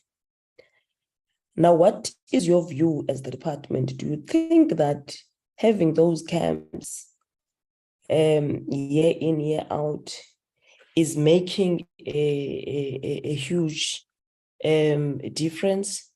Or do you think really that there is an issue of the cost that is really being neglected by the department? In the Eastern Cape, we know that they are writing their examinations in their mother tongue, and I'm really interested. Actually, I just for an issue of interest. One is interested if we can get from the department the papers, the recent papers, the 2022 papers that were written by the Eastern Cape in isiXhosa, particularly for maths and science. So for us to be able to see how are those examinations, and if we can get also the papers of maths and science that were written in Limpopo and Northwest. And I don't know how it works with the sign language papers because one is interested in understanding the accounting for 2024 and the answer scripts. And one is also requesting the paper of technical maths and technical science from Mpumalanga and KZN, and also the history and Afrikaans paper for the Western Cape and Northern Cape candidates. And we're requesting these papers with their answer scripts so that we see how are the question papers and what is expected really from a learner to respond. And we want to get a glimpse of the issues that are raised and the challenges that are faced by our learners, so that it helps us as well to understand what are the real issues when we deal with the issues of oversight. Then probably the last issue that I want to raise is this issue of percentages and how you put provinces. This is province number 1, number 2, number what, till number 9. I'm also very interested in terms of how do you get the taking into cognizance the fact that, because I'm trying to put it on my mind, how do you compare the enrollment of Eastern Cape and, or rather, let me say enrollment of KZN and Northern Cape, for instance? Because Northern Cape, of course, have got probably the least enrollment.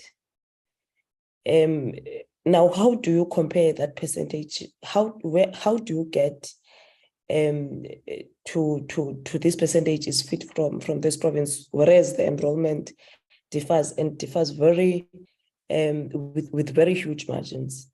And I'm not raising this because I'm from the Northern Cape, but I think it's a bit unfair, not unless I am convinced otherwise. But this is how you put the percentages and the provinces in that order. So from my side, I think those are the issues that I would want to raise, and I am going then to allow the minister to probably lead us with the responses. Thank you, Minister.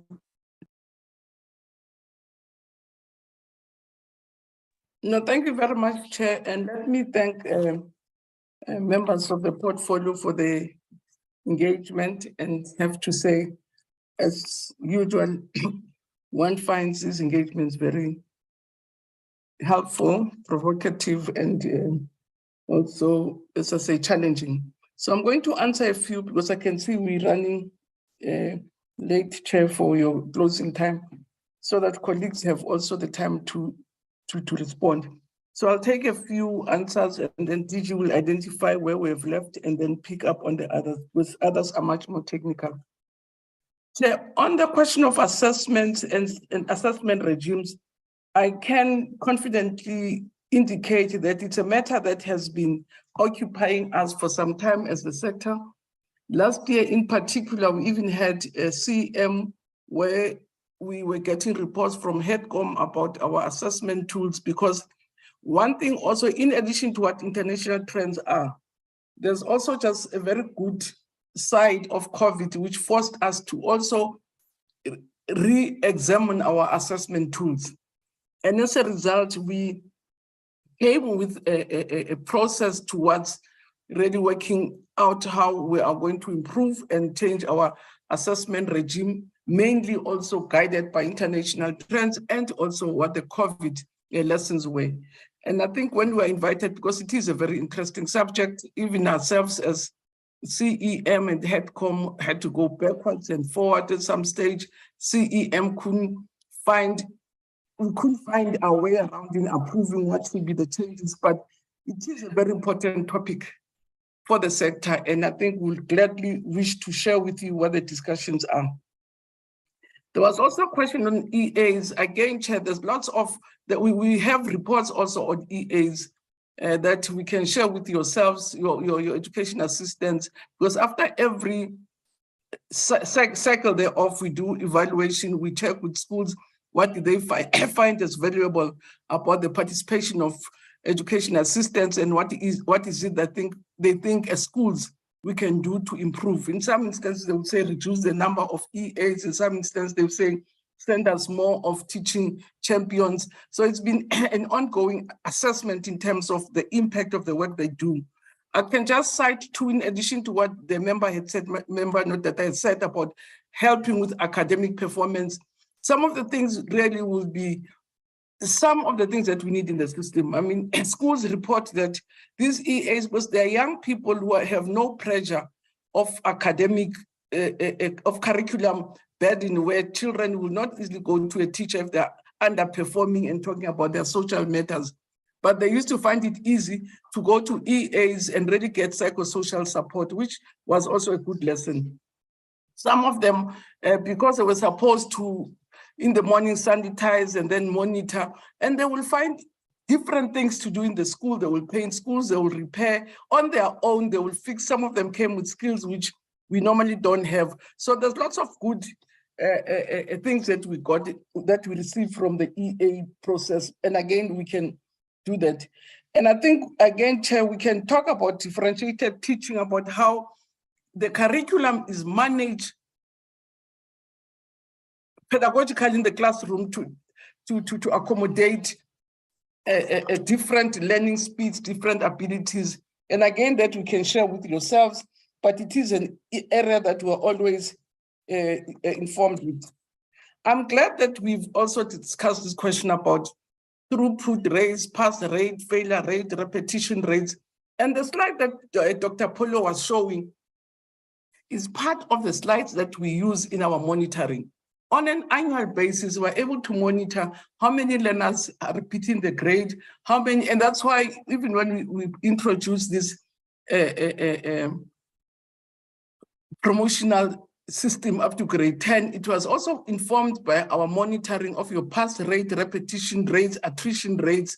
We have that information we can share with you when we're requested to do that. I want to comment on irregularities and also on universities. And I can say, as much as we are not necessarily teaching our kids for universities, there's lots of us who are doing very productive careers. We've not necessarily have gone to universities. There are young people who go into arts. There are young people who go into entrepreneurship. So universities are spoiled for choice, and which is a good thing that our learners have to compete as much as possible. But it doesn't mean that if a child has not gone into university or has not been accepted in a university, then the system has failed or the child has failed. It's another debate. And I'm also happy about the 30% story. And what I think DG will fail to do is even to educate our people about what is the exam system that we have. You know, when I was at school, we used to have what we call aggregate pass. So I think people still think, well, and people are raising this 30%, some of them are my age, they still are working on aggregate pass, that you must have 500 and something to get a senior certificate, you must have 700 and something to get an exemption. It doesn't work like that. So there is no way. So you can, we're working, you say, and I think we have to educate people more about what were the changes that were brought into the examining system that we have, that there's no aggregate pass that you will say, you pass all with 30%, you fail, you pass. Chair, I once even tested it in the ruling party, was also when this 30% pass came, people were quite concerned. And I said to them, can you please, Dr. So-and-so, go and check in your certificate if you don't have an F in your certificate. And some of them would have got A's in math, science, and what, and they went to university and got an F in Afrikaans, and said to them, do you expect me to have failed, that you would have failed because you have a 30 in one of your passes? You will pass.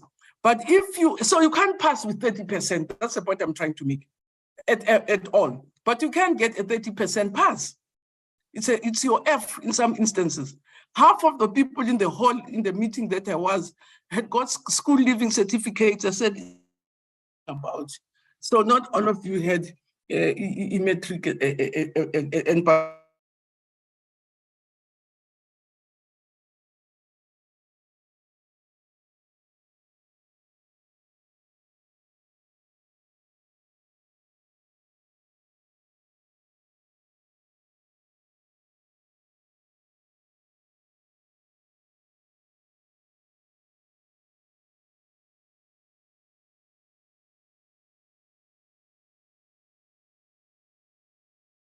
inability to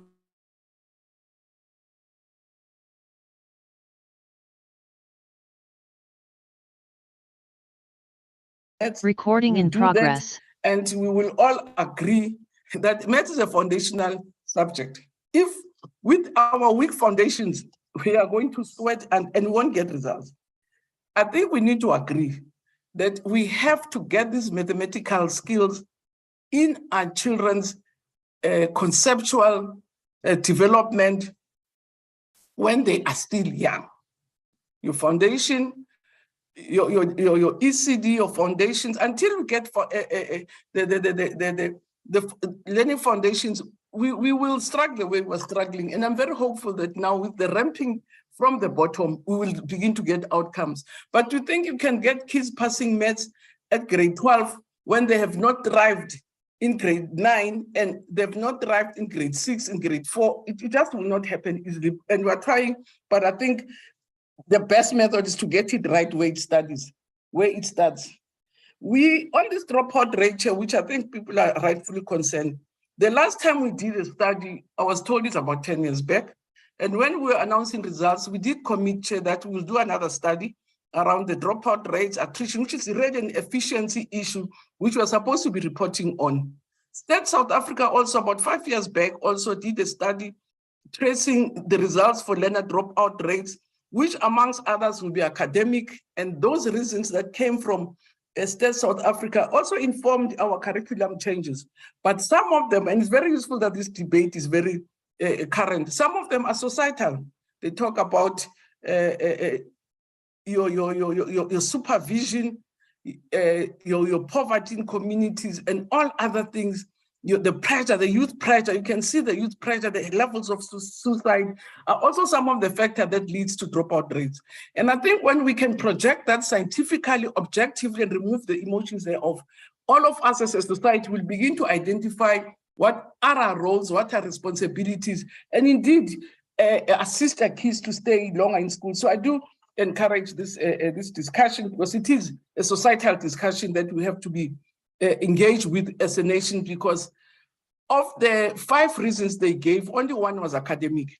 4 of them were not academic and were societal, and I think we need to look at them without playing blame games and saying what needs to happen. I mean, juvenile delinquency, I mean, the number of young people in prison, some of these kids are your school-going kids, or the number of kids addicted to drugs, the number of young girls falling pregnant. So those are some of the things we have to work out as a society and say, what is it that we do together to protect our children and make sure that we keep them long in schools? One of the reasons why the ruling party came also with a decision that even when young girls fall pregnant, they have to be allowed to go back to school. It was informed also by the concerns about young people not finishing their school. And there is evidence to say if you allow young kids to come back at school, they stay longer, they don't have multiple beds, they don't. So all those things are informed by studies. They're not just abrupt that the ruling party said pregnant children should be allowed to stay in school. They're informed by also this tracking system of tracking your dropout rate and things that affect children from staying in schools. Remember, Donis raised the question about boarding schools and other things. I'm sure we can be able to do it because there are very few boarding schools. Because even in schools, it will not be the entire school that is in boarding. It will be children who come from far. But I think it will be interesting to say where government has invested more resources in supporting children, what happens. But you'll also need to trace then also schools like Bizimali, which get 100% in KZN. They don't have a boarding school. What the school does, it works with local communities to rent out spaces for kids and recommend good homes to parents where they can keep their kids. The same thing with Denron in Limpopo. They don't run a boarding school, but the houses around there, the school works with those houses to accommodate their kids. But it will be very helpful to see if you provide more support, what happens?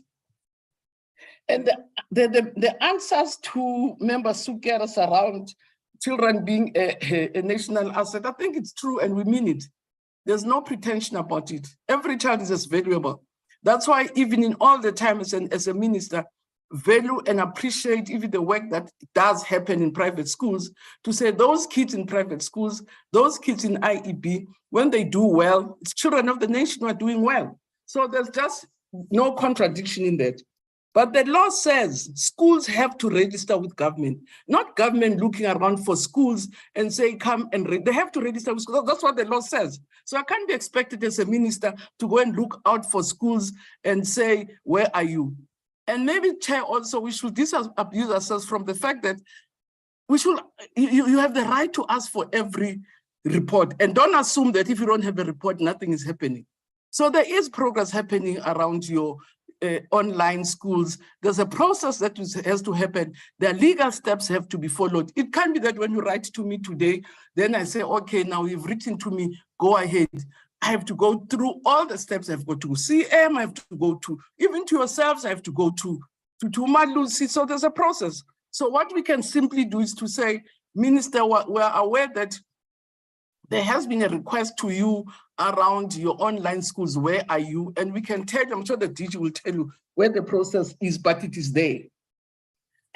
So I think I also don't want to say much about, there's also, Member Suke says I should track kids who are in your world of schools of, so I have to go to schools, they ask for their reports. I want to say it's a big ask.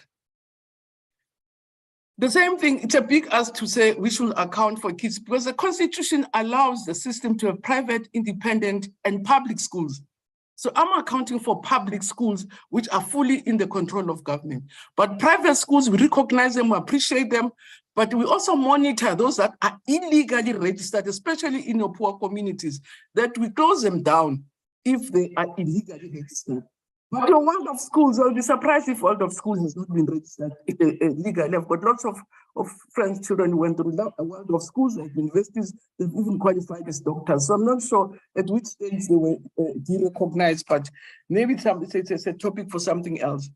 But also that we have to, and I think the debate has come that we should, at the same height or level, appreciate your IEB. You know, IEB is like the size of IEB is equal to one rural province like Ugu. Ugu has 15,000 learners. IEB has 15,000 learners. So at the same platform, we have to recognize 1 million learners and 15,000 learners at the same level. If there is a need for IEB that it wants us to make a statement, because they're independent, they want us to make a statement about the 15,000 learners, I'm sure there's no difficulty because those are South African kids and their success is our success. But IEB is Ugu in Natal, 15,000. So again, let's not say if we have not recognized 15,000 learners, we're failing to appreciate every learner as a national asset. I think it's not very correct. It's not very true. So I will not ask other things and agree with matric exams as high stake. That's why we're even trying to, or for me, I'm hoping that with time, this basket of performance, because for me, that is very key. Which provinces are able to retain more kids? Which provinces are able to support poor learners?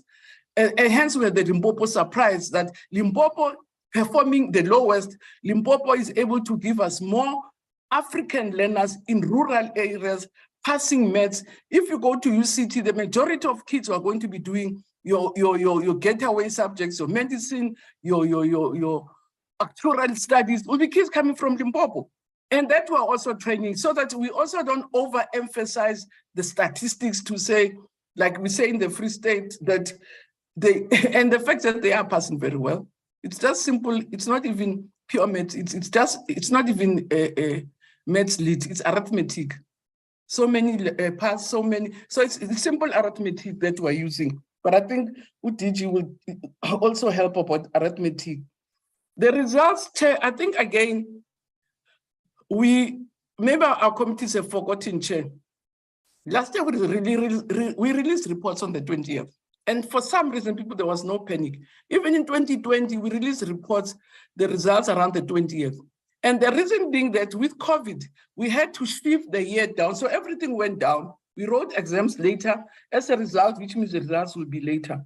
We opened schools earlier to make up, for instance, for the time that we lost in the other years. So for the past 3 years, we've been releasing reports or results after the 20th, and up to now, we've not had any difficulties in terms of universities registration, but it has helped us because for us, the main thing is to preserve as much time, teaching time as possible, but we can release results earlier when the exams finished later and therefore the marking finished later. And that's the reason we did that.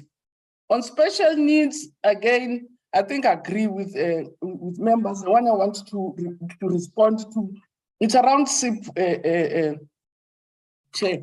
You know, SIPs, most of kids from affluent families have got special tutors, they have computers, they get additional support for their studies. And for me, the SIPs are these special tutors that we give to our kids, that kids go to, all these sorts of master maths, and parents pay for. Poor kids don't get that extra support because there's a limit to which, in terms of time also, in terms of sizes, that the schools can be able to do. So for me, SIPs are your special tutors, your ICT, and we put our kids on computers, we buy them programs, we have airtime, they can even go and register with online, we have smartphones, and this is really meant to compensate also in some instance for that. The class size, membership, I'd ask DG to respond because I don't know of a class size, they're 30, maybe in private schools. The last time I knew, the class size was bigger, instead bigger in the primaries, if I'm not mistaken, between 40 and 45, there was nothing 30. In high schools, it was 35 to accommodate for the variety of subjects. And that was a class size. But what you are correct about, with the whole overcrowding, in terms of space, not learner-teacher ratios, we've not been able to meet even our own learner-to-teacher allocation or ratio because of spaces that we're under pressure with. But in terms of the allocation of teachers, there'll be few provinces, maybe KZN, which will say it doesn't have the proper teacher and learner ratio. Northern Cape, again, some people tried to raise that debate before to say Free State has to accept because it's a small province. You see, that's why it can beat Gauteng and KZN. and Free State and Western Cape. So the population thing doesn't work very well because Western Cape is just equally small. Now, not KZN, the biggest system, is able to beat small systems, and small systems elsewhere, like the Free State, is able to beat big systems. So the numbers are not so much of an issue when you look at the different provinces. Eastern Cape and Limpopo almost the same, but at different levels. So for me, bottom line is what we put into the system wherever they are. At some stage, Northern Cape used to be province #1 for years. For years, it used to be a leading province. And some people used to argue that they can lead because they are small. Now they are small, they're not able to lead. So which means the size, because the support that you get as a province equals to the responsibility that you have. We have less learners, less support. We have more learners, more support. So it's just a ratio. How the funding and the support is calculated, it's about around heads. So we'll find it difficult to explain KZN. It's the biggest system. It has now become number 3. It has higher intake in maths. It had higher distinctions this year. So you can see that I think the ratios sometimes don't add up, because sometimes that's what different people have been looking at to say Free State can lead it small. And I can tell it's not leading because it is small. There are lots of things that different provinces have to learn. The district support, for the mere fact that 4 of the Free State districts can be in the top 10. And all of the districts, all the Free State districts are in the top 10. In Gauteng, 4 districts are in the top 10. In KZN, 2. So even the district support correlates with the performance of the province. So sometimes the secret is around the district support more than the size of the province. But Chair, let me leave it at that, because I think it's an interesting discussion, and the Chair should invite us for more of these engagements, because they are very helpful, so that we hear what members of Parliament are concerned about. It helps us to sharpen also the work that we do, but it also helps us to clarify where we thought perhaps things are not very clear. So let me leave it at that, Chair. Thank you very much for the opportunity. Thank you, Minister. DG. Thank you, Honorable Chair, Honorable Minister. Minister covered quite.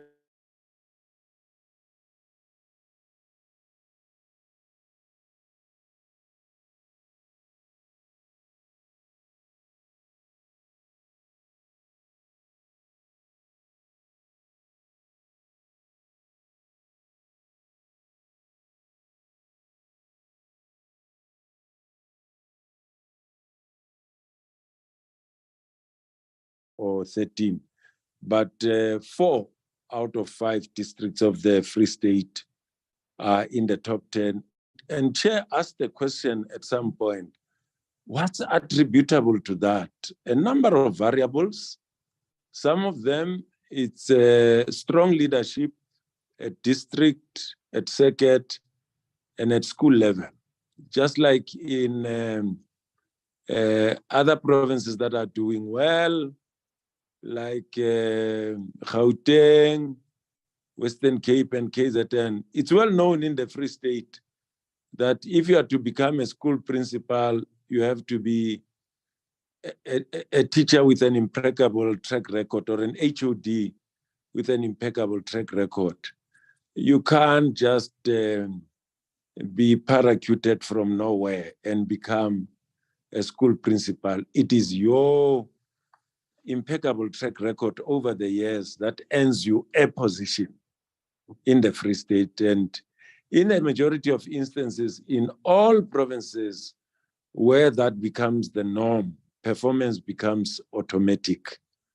And it's becoming widespread now in the system.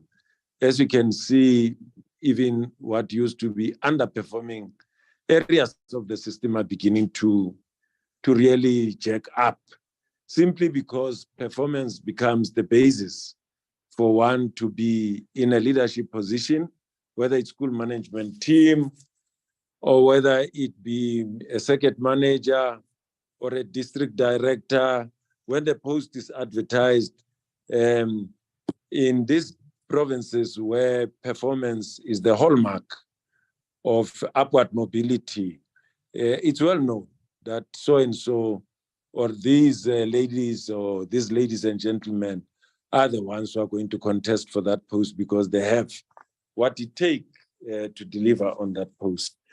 But before then, we really battled, and I think stakeholders really imbibed into that reality. But we have also established a culture of hard work and performance in what used to be dysfunctional schools in the townships, in the rural areas. In fact, top learners are coming from there.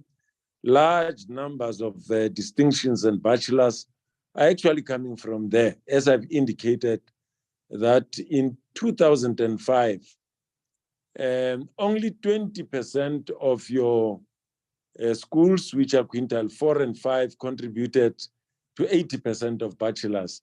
This time around, the needle has really moved. The balance has changed. 64.4% of the bachelors are now coming from quintile 1 to 5 schools, which means that what used to be dysfunctional schools are getting the system to perform. The minister addressed the issue of school-based assessment, Honorable Nodada. All that I can say is that it should be heartwarming to see that even in South Africa, we're starting to rely on school-based assessment. The data that Dr. Polia used, for instance, for grade 10, for grade 11, and grade 12, quarter 1, it's school-based assessment. And the fact that we could use that data to predict the performance of the class of 2022 with the accuracy that you have seen, it means that gone are the days when we could not even look at school-based assessment, let alone to rely on it. And it's about time to place some reliance on school-based assessment. Indeed, you are right. The large parts of the world rely on school-based assessment.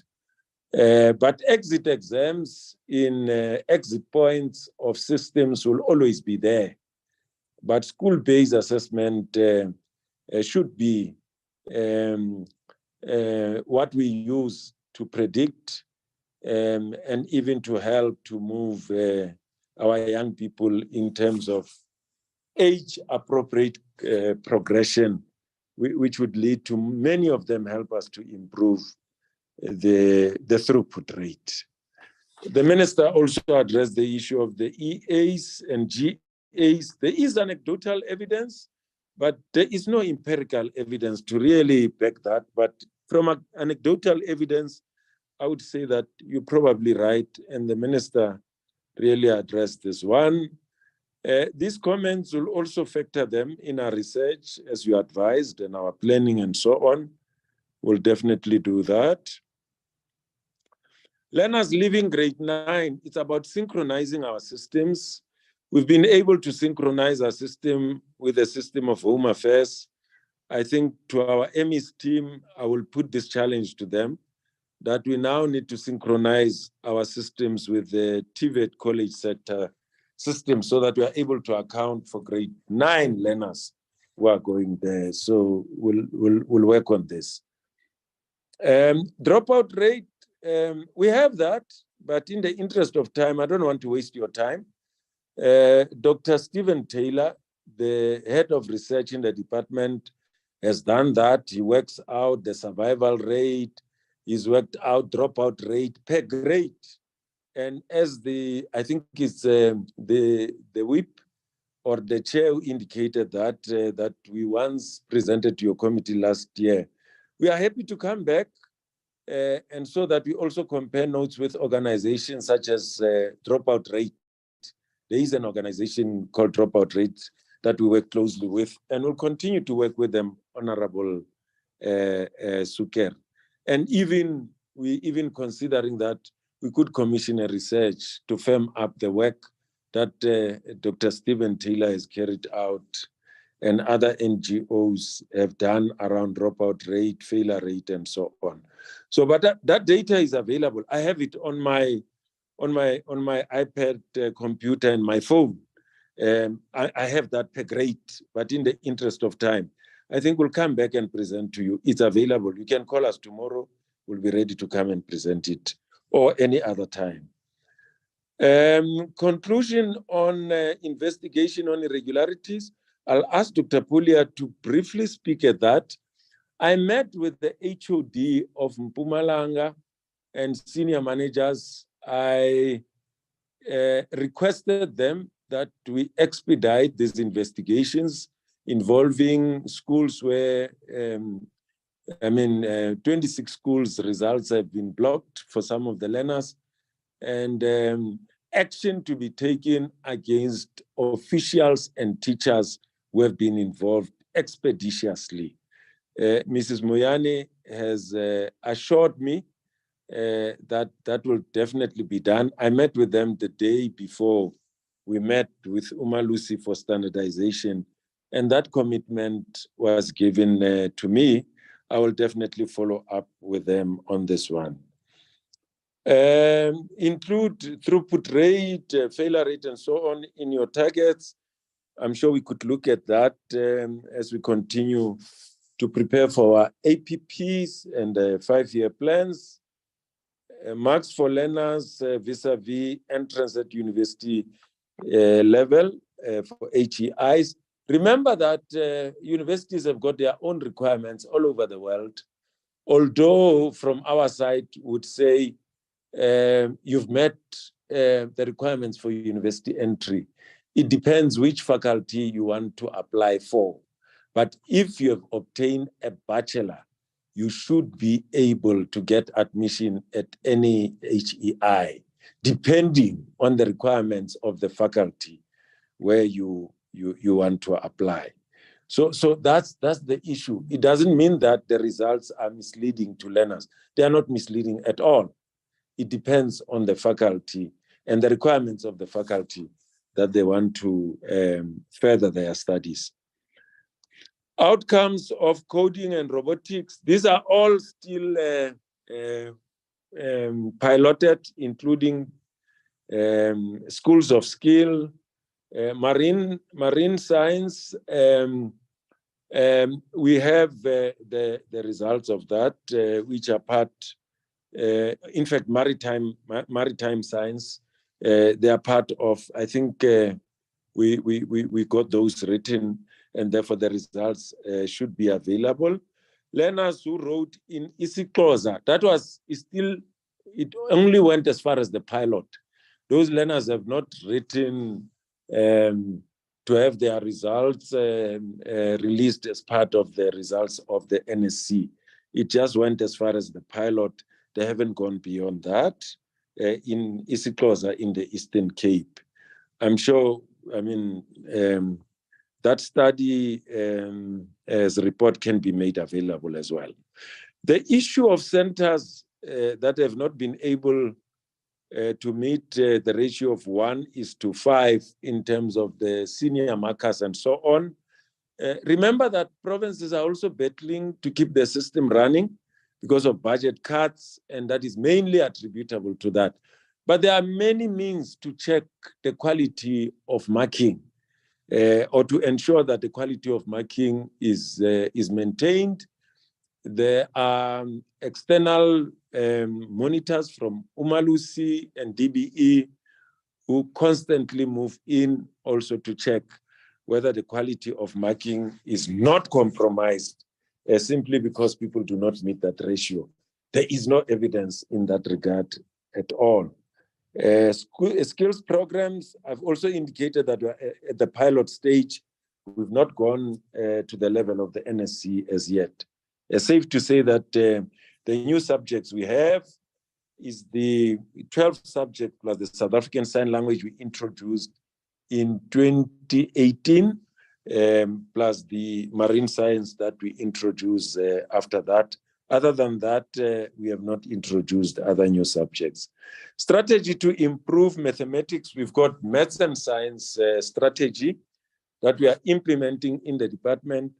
The enrollment has, of course, proportionally increased to the overall enrollment in maths and science.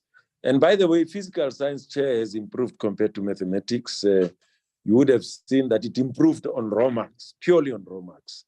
It has improved, but we do have a strategy. We've been assisted even by Japanese through JICA to implement our strategy right from primary school level. Bit by bit, we are getting there. I know that we're not getting as fast as we should, but we are definitely getting there.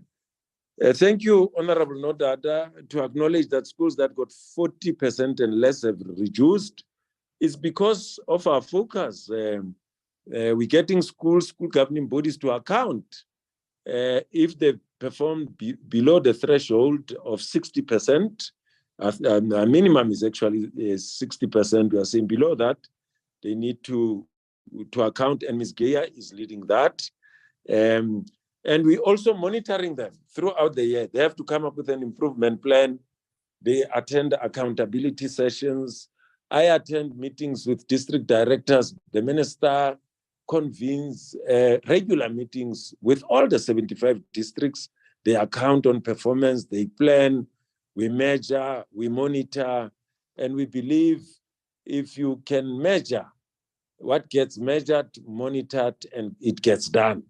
And that can explain the improvement. Honorable Suela, the issue of the pass rate, I think it has been well explained so far. There shouldn't be any confusion about it. Those who create this confusion, they do it out of malaise. I think it's well understood how you calculate pass rate vis-a-vis throughput rate. Honorable Nodada, I had to explain this not because I was totally oblivious of what you've been saying in the public. I was invited to a debate with Mr. Maimani. I thought that out of that experience, I had to explain the issue of the pass rate and the throughput rate, not because of anything that you said, quite honestly. And then the Free State, I also want to say, maybe the provinces are different, but the denominator is the percentage that we use when we compare provinces. And when we use percentages, there is no disparities. And we're actually comparing you proportional to your population. So whether you are a small and a big province, if we use a percentage, you are compared equally. If we use numbers, then it's a different story. And that's why our comparison is based on percentages, chair of the committee, and not on numbers. But the inclusive basket is about 9 criteria that we are trying to popularize in the system. And we're hoping that going into the future, the inclusive basket will be the mechanism that we are going to use because it contains NDP targets such as mathematics and science participation and success rate. And I must acknowledge, Honorable Suela, that is not only the Western Cape that has a very low mathematics participation rate. If you look at provinces like Eastern Cape, KZN and Limpopo are far much higher with participation rate in mathematics than provinces that are leading in success rate. In other words, the high performance of mathematics, which means that, and that's why when we do an assessment, we assess both on participation and success rate. In future, we are going to combine them in the inclusive basket so that you get the benefit of both. And the intention is that provinces that have fewer learners doing maths should not necessarily get a credit of getting a high performance. We are going to assess your performance on both pass and the number of learners who are doing mathematics, which will encourage provinces to start even encouraging more learners to do maths and science, including BCM subjects such as accounting, business studies, and economics. The issue of high and lower performance of provinces, I think it's also explained by the investment that the minister referred to, the foundation that we have laid over many years, takes roughly between 13 to 12 years to get real results in education. Minimum, in some instances, it would take even more years to really get an improvement. Invigilators who are involved, I've indicated, particularly in Mpumalanga, what we have agreed upon with the HOD. Conclusion on invigilations. We've requested for provinces that are involved to finalize this as soon as possible, but maybe Dr. Pulia can say one or two things there. Or the issue of teacher ratio, class population, the minister has indicated, but it is also predicated on the available financial resources that are out there, Honorable Mashabela. And of course, if you want schools that learners would have passed with 30 and 40%, there is no learner who would only pass with 30% because home language, for instance, is got to be 40% and above. And those learners would range, within those 30, 40% are 117 out of 500,000 plus learners. Those who have just obtained the NSC, it's 117. If you are looking for that number. Honorable Aduns, the issue of 30%, the minister has also explained that you've got pilots, you've got medical doctors who might have gotten distinctions in subjects that they require for those careers, but in other subjects, they might have gotten a lower percentage.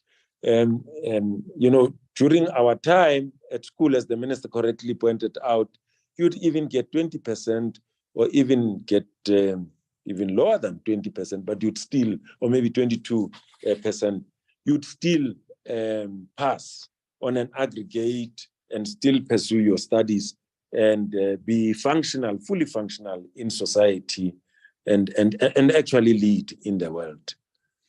The issue of factors on the decline, well, for learners with special education needs, the drop is 1.8% compared to the performance of last year. Of course, the major drop is in South African Sign Language. Of all the learners we struggle to get back to class, learners with special education needs, because of their disabilities and vulnerabilities, we struggled even more to get them back to school. And the explanation that runs throughout the sector is that that could also be attributable maybe to the performance that is not necessarily comparable to other learners. But we accept that we can do more for learners with the issue of dropout rate has been explained. ELSEN, South African Sign Language, I've explained that.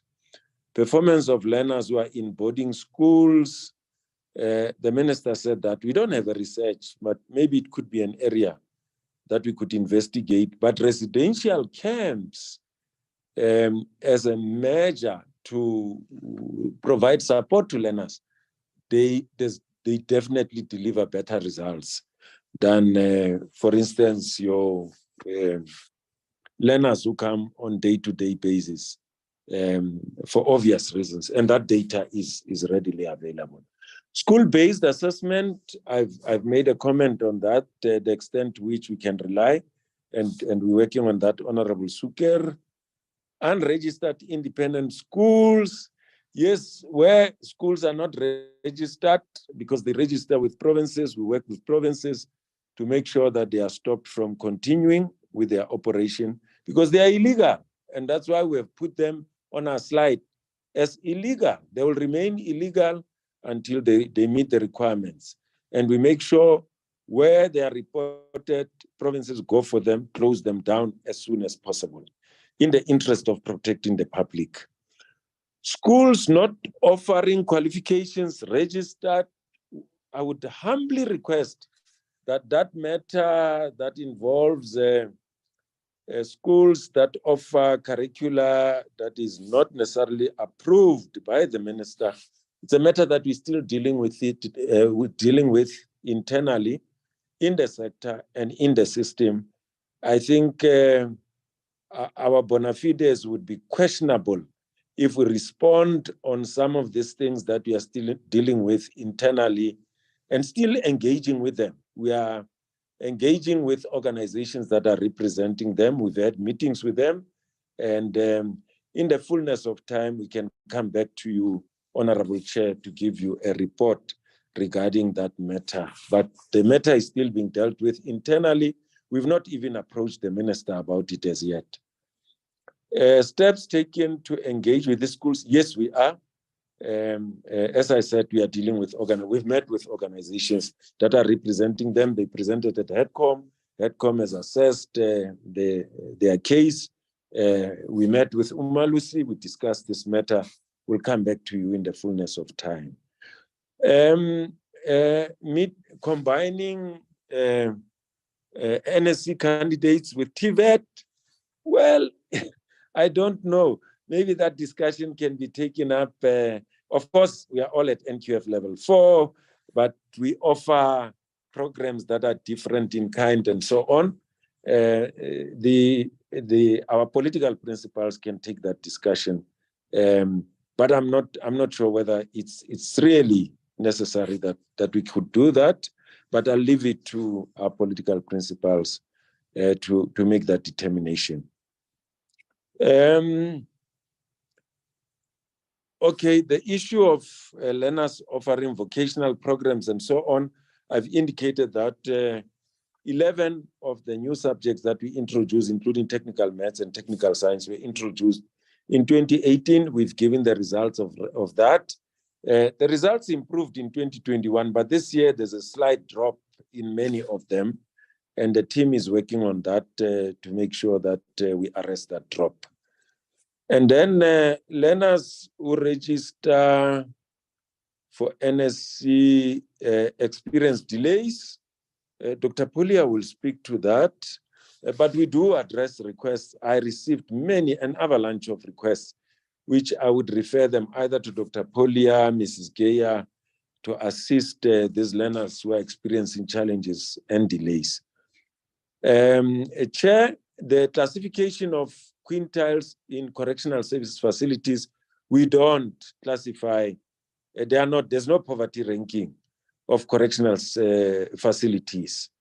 All of them are at the same level, so there is no ranking in them.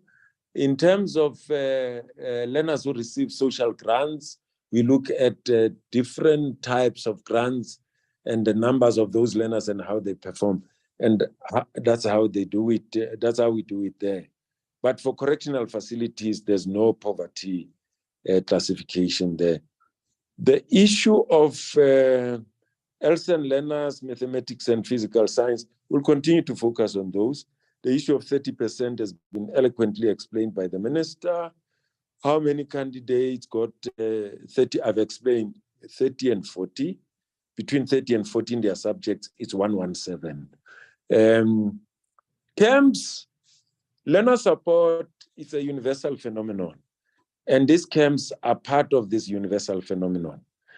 Within the middle class, it's even more prevalent. Who can afford to pay for tutors to come and teach their children in their homes. The poor, government is doing it on their behalf, and government is doing it through these camps. These camps are very expensive, but it is an expensive undertaking that government is doing on behalf of the poor and unemployed.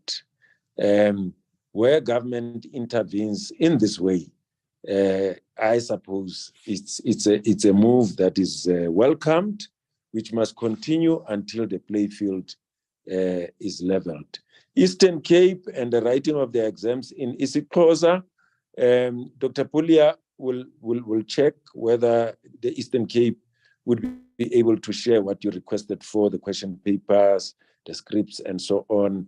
I think they would be able to even share the outcomes of that study that was done in the Eastern Cape.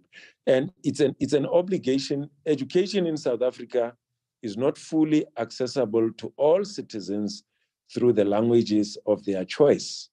And what is happening in the Eastern Cape is an attempt to realize a constitutional obligation that we have to move towards meeting. Enrollment of big and small provinces, I've attempted to address that. Dr. Polia, the issue of investigations and what I might have not covered, please, so that Umalusi should also be able to come in quickly. Thank you. Thank you, DG. I think the Minister and yourself have covered most of it, just one or two minor points. In terms of exam irregularities, just a little bit of background that exam irregularities are managed by the National Examination Irregularities Committee, which is chaired by an independent chairperson who currently is Advocate Gaisa, who's part of Senior Council. And at the last meeting of the NAIC, each of the provinces that had these irregularities outstanding were given a date by which they need to then submit their reports to the DBE, and DBE will in turn present these reports to the NAIC. So the dates vary depending on the nature and the number of outstanding irregularities. Some of them had to be resolved as early as 15th of January, others end of January, middle of Feb. The biggest number is in Mpumalanga, and we're managing it very closely. In fact, it's a joint investigation between DBE, the province, as well as Umalusi is part of the investigation team. We've completed part of the investigation, but the investigation is ongoing in terms of cell phone analysis that have to be done, interviews of learners, interviews of teachers, and we are working at high speed to make sure that these learners are not adversely affected by the delay. So we're monitoring this very closely, and we will be reporting to the NAIC on progress, and such reports could also be presented to the portfolio committee in that regard.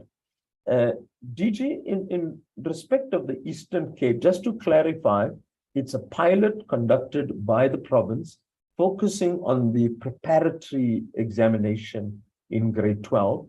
They translated the question papers in mathematics and life sciences into isiXhosa and Sesotho, and learners were presented with an English version of the paper as well as a isiXhosa or Sesotho, but the learners had to respond in English. So that is a provincial pilot. On the basis of the provincial pilot, we are now putting together a national pilot, which will then extend across all provinces. And what is being looked at here is mother tongue-based bilingual education, which is a very interesting development. And Umalusi has also requested a report, which we will be presenting to them sometime next week. And developments in this regard, DG, as DG mentioned, could also be made available to the portfolio committee. In terms of systemic evaluation, why was it not implemented in 2019? 2019, because of COVID, that did not allow us to implement a baseline study in an abnormal year. And therefore, it was agreed that 2021, which was, 2022 rather, would be a more appropriate year to collect the data. So the data has been collected. We're currently at the stage of processing the learner data, the school data, as well as the district data.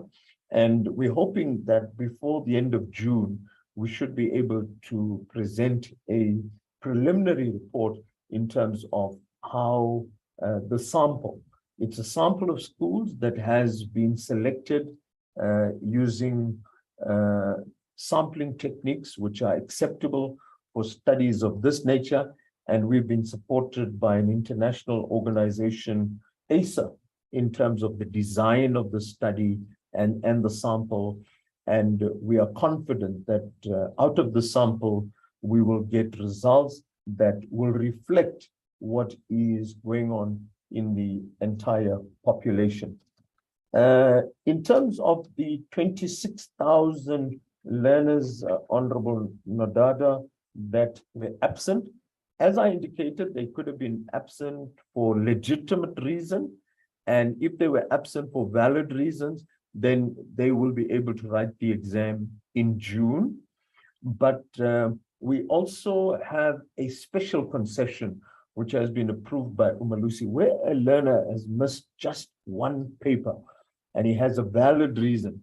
We would then apply to Umalusi to have the learner resulted on the one paper that he has written, conditional to the option of the learner writing the June exam. So it's just to result the learner, because we've had cases where learners have done exceptionally well in all their subjects, except for the one paper that they missed, and that holds them back until they have to write the June exam. And we thought by resulting them, they possibly pass that one subject based on the one paper or two papers in the case of languages, and that will allow them to continue with their studies or future plans. Yeah, Honorable Aduns, the issue of curriculum coverage, the trimming tried to accommodate the limited time that the class of 2022 would have had in grade 10 and 11. Now, in cases where the learners were disadvantaged because the trimmed curriculum could not be covered in grade 10 and 11, this was the need for the extraordinary support program, which ensured that by the end of grade 12, learners would have covered the grade 12 curriculum together with those aspects of grade 10 and 11, which are examinable in grade 12. So no learner would have been disadvantaged simply because of curriculum coverage that was not complete in terms of the class of 2022. I'm just looking at what else DG wanted me to respond to. I think DG, yeah, learners struggling to register. DG, you are correct.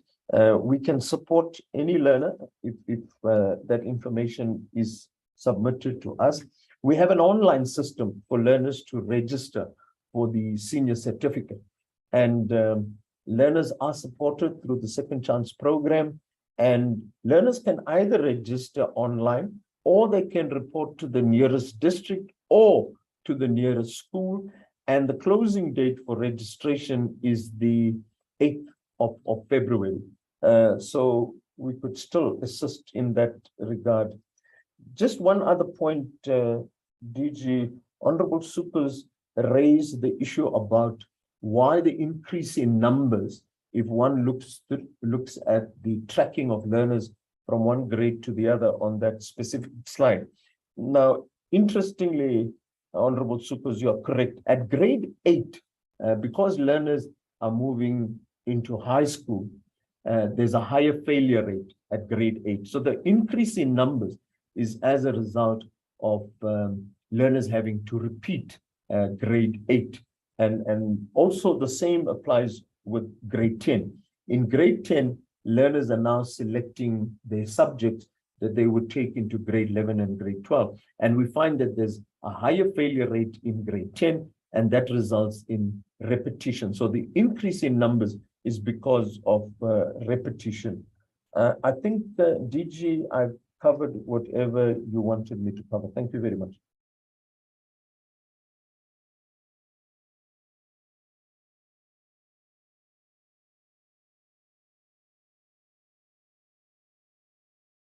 Thank you. Thank you, Chair. Thank you.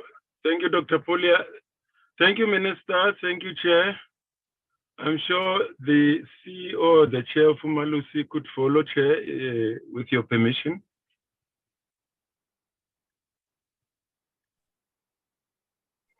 Thank you very much, DG, Minister, and your team. Notada, your hand is up.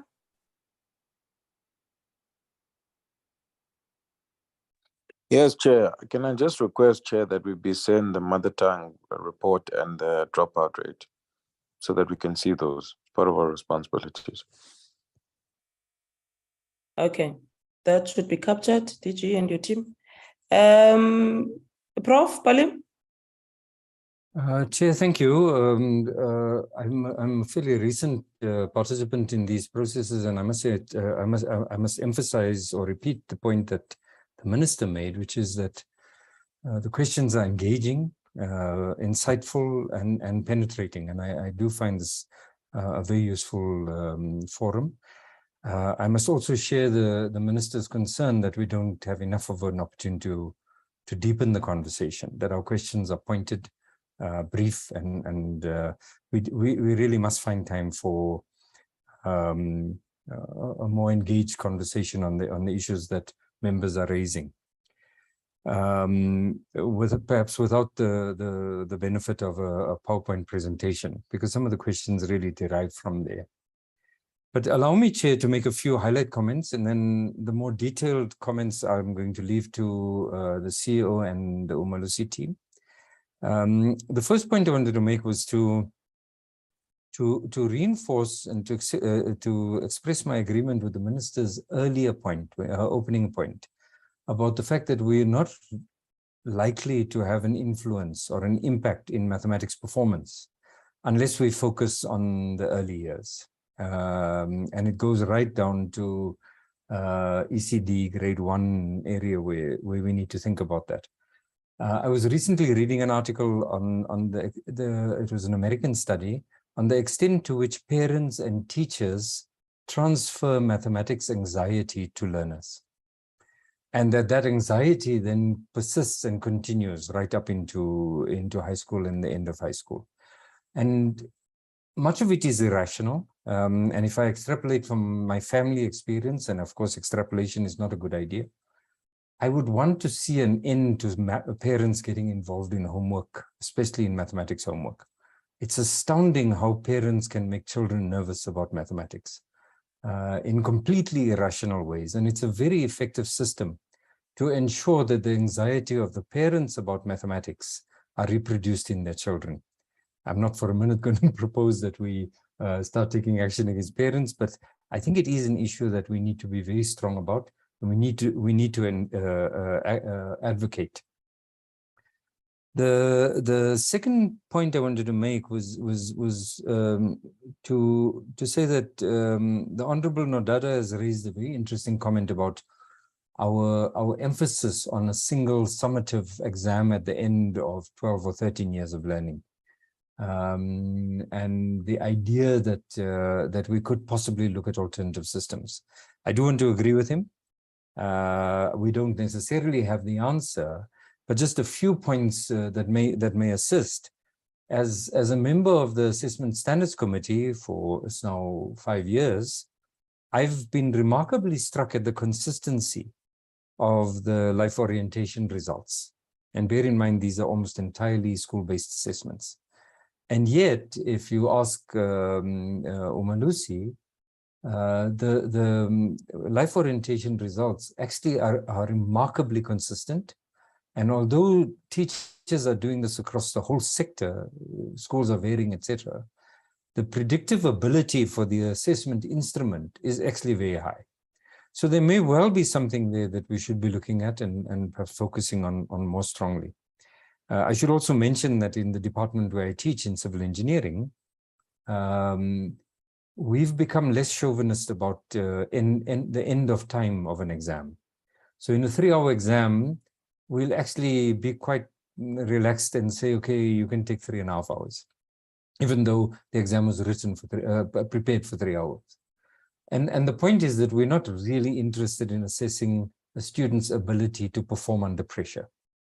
We're trying to assess a student's intellectual ability and the depth and quality of learning. That the pressure is an unnecessary addition. And so these are conversations we should have. The answers are not that obvious, but they certainly deserve a more engaged conversation. I cannot agree more with Honorable Sukers in a point about the FET sector. We in our advocacy, in the way we present NSC results, in the way we consider the performers, in the way that we speak about higher education as though it is the only avenue after high school, we actually act quite seriously to undermine the FET sector. And again, this is an advocacy issue. But, you know, a relatively small error, and I don't want to minimize it, but a relatively small error in mathematics makes the headlines when in fact the exam management of the exam system in the FAT sector is not even considered by the media. And yet, Chair, I think it would be unreasonable to imagine that the engine room of economic development in this country could afford to neglect the FAT sector. I spent a fair bit of my my professional life working on construction sites and building bridges all over the place.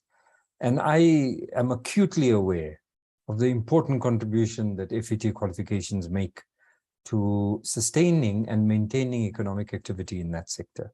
So I must agree that this is an area we really cannot afford to neglect. On the matter of the 30% pass, Chair, I think everybody in this meeting understands the point, and I don't think I need to make a case or to advocate for the meaning of 30%. But I must say that in the public space, the debate around 30% as a pass mark produces far more heat than light. It really, I find it a distracting debate and a distracting conversation. I mean, I'm aware of universities in the world that appear in the top 100 rankings of university in the world, where the pass mark in engineering is 40%. That doesn't mean they offer a lower level qualification. It just means that it requires intelligent interpretation. And maybe the answer is a more engaged, more subtle perhaps, advocacy campaign to ensure that people understand what this means, and that society and citizens who have an interest in this number understand its meaning, difficult as it is, but actually understand what it means and understand that actually perhaps the better debate is to be had is about whether the pass rate aggregated of students who can manage to achieve 30% is the correct way in which to value, judge the performance of the sector. That may well be the better debate to be had. But it's another level of sophistication in the argument. And again, let's move slowly. Citizens are not, or rather, not silly. Those who apply their minds can understand these things. And these are not, it's not as though we're living in a technocratic society where we don't feel we have to take our citizens along with us. I do think it is a hurdle we can get over if we pull together on this one. Chair, a comment about matters like coding skills and so on. This is going to take a lot more discussion. Writing computer code is a skill, and I think that it's the correct word. It's not really a competence. And I remember the HR director of a very large international IT company saying they find it easier to employ humanities graduates into their software development for business enterprises than it is to employ a computer science graduate. They find it easier to teach a humanities graduate how to write computer code than they find to teach a computer science graduate how humans behave in an organization.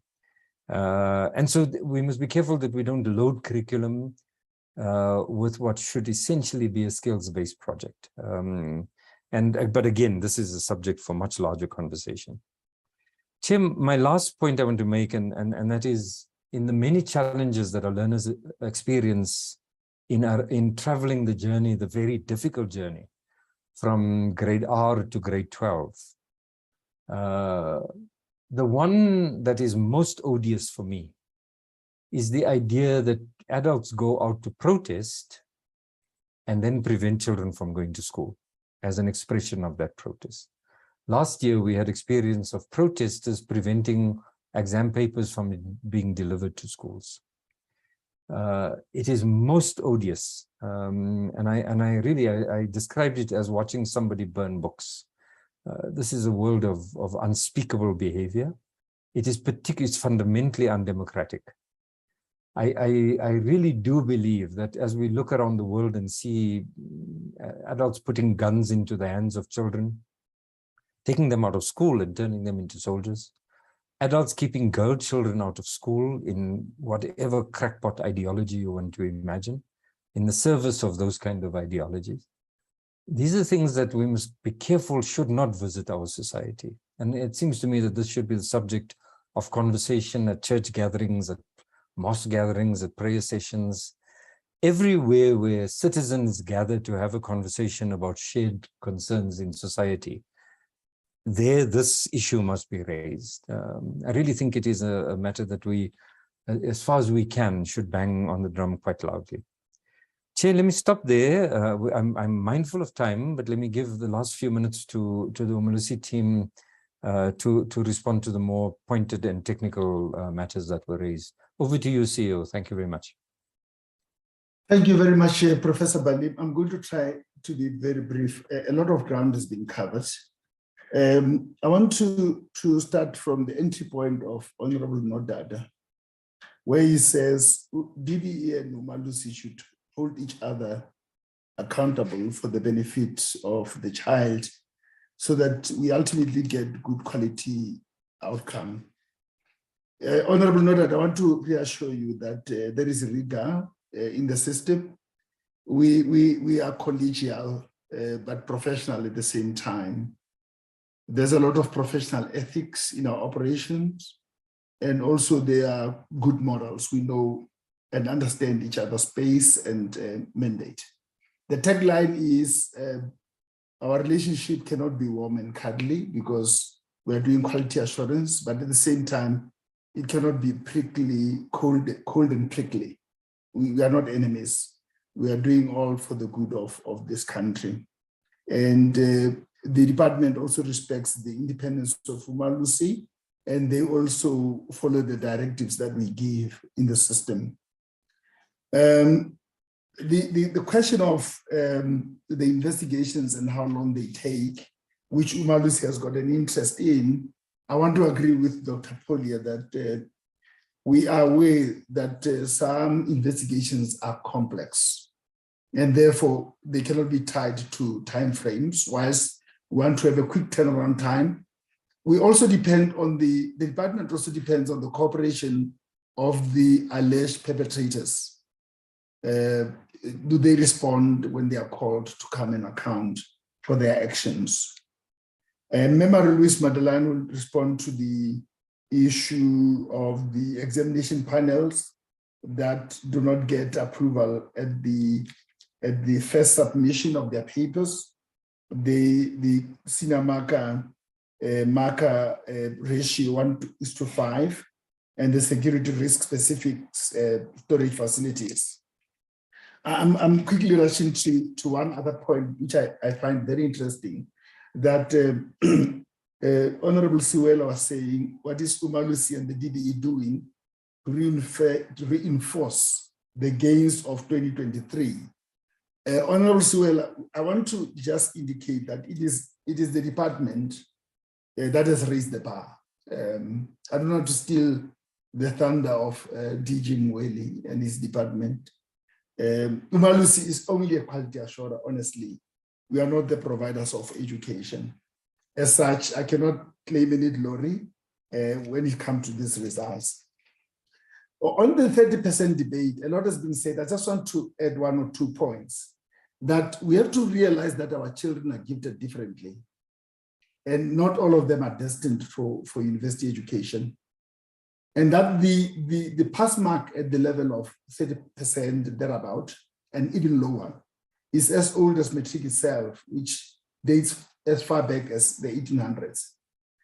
When I did matric myself in the 80s, one could get the higher grade pass in a subject at 40%, and standard grade at 33.33%, and a lower grade at 25%, converted to lower grade to effect a pass. That's what the certificate would say. And there could be some of the people who are debating this subject, like the minister said, who are having the same kind of qualification. Now, we can also satisfy the psyche of South Africans by allowing learners to pass at 50%. whilst the question papers are loaded with low order questions, easier questions, and then everybody will be satisfied. But the question is, even with that 30%, 40% that we are speaking about, what is the load of the question paper in terms of high order questions, and how difficult are the questions in those question papers? I've made those few points. I won't make other points because they've been made already. When it comes to illegal schools that are operating illegally, there is some history in this, why they were allowed to operate in the system for some time. I have the privilege of serving in the SAQA board. And when we started the new government in 1994 and SAQA was established, they allowed legacy qualifications to continue in the system. And at the point when they wanted them to be regular in terms of the national qualification framework, they were not willing. Indeed, we are busy engaging with them. And Umalusi has provided them with the guidelines on how they could regularize themselves on the national qualifications framework. We have done that in writing. And with some who do Waldorf, as the minister said, some of the people that she knows are doing Waldorf. What they do is that from grade 1 to grade 9, they do Waldorf curriculum, and grades 10 to 12, they do the CAPS curriculum.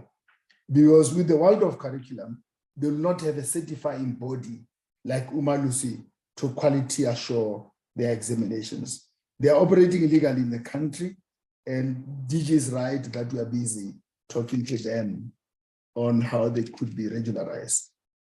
Honorable speakers, on the question of the NASCA, we are also giving attention to this matter with the Department of Higher Education and Training. In early December, the 1st of December 2022 to be precise, Umalusi held a meeting with DG for the Department of Higher Education and Training, Dr. Nkosinathi Sishin. There were 2 items on the agenda. It was the matriculation board and the NASCA.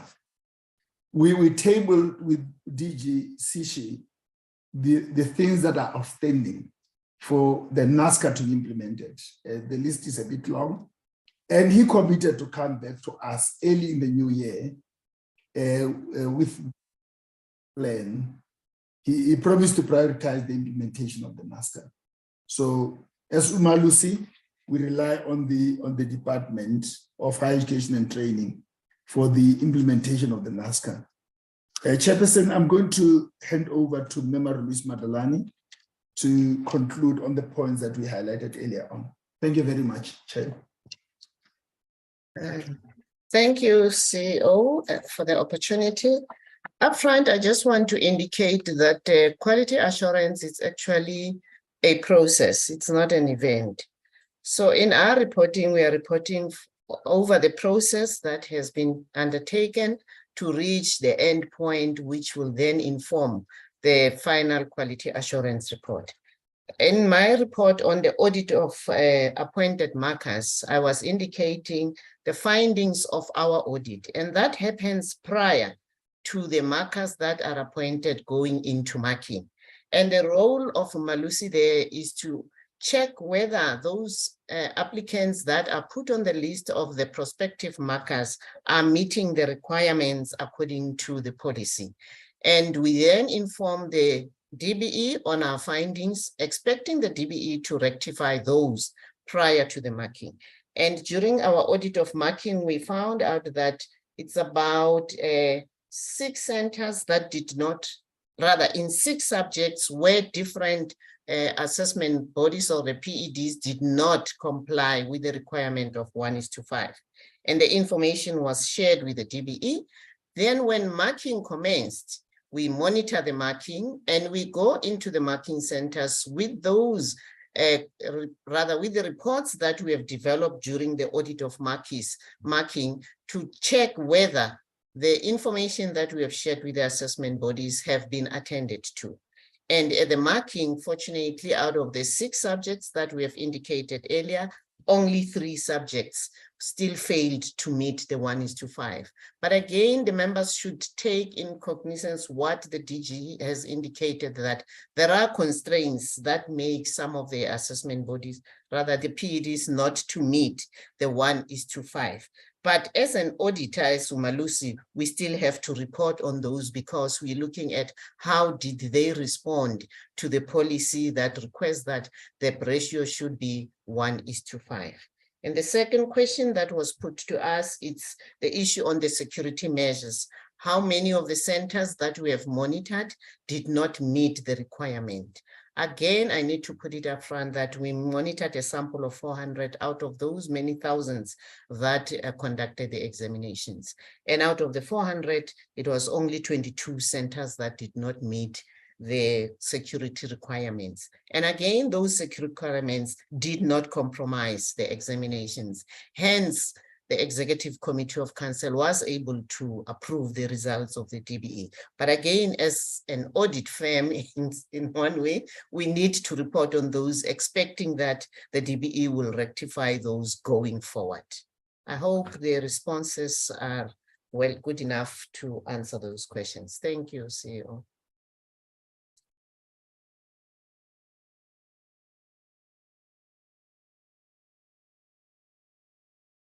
Thank you, Chair.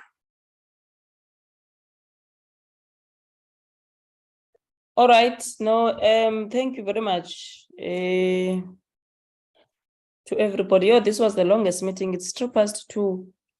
We've allowed it to proceed because I believe we do not have a sitting. Parliament is not really fully functional, so we don't have a sitting this afternoon. But I must say thank you very much, Minister DG and your team, and to Prof. Palim and Dr. Rakometi for the outstanding work that you have done. We are really grateful as the country for the quality results that you continuously produce, and we applaud your level of commitment to service the people of this country, to make sure that at least each and every child, after some couple of years in schooling, that is supposed to be 13 years, is awarded with a particular certificate, which is a certificate that is recognized as a first step towards quality learning, or rather the future of that particular child. Thank you very much.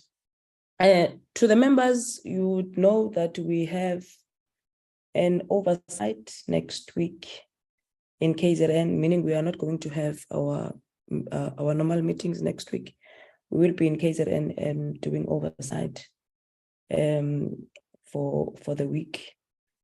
And I think for any, probably by now you have received your traveling details. For any other issues, you would speak with the secretary to the committee, or Mr. Brown.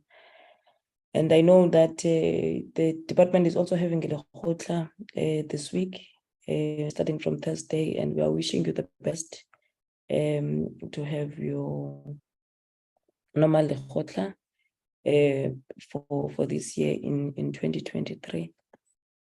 Be that as it may, thank you very much. We are back at work. On a lighter note, not that we will be waiting in the Tool House tomorrow for you and your team if you'll ever arrive. Thank you so much. Bye. Definitely, we'll see you tomorrow.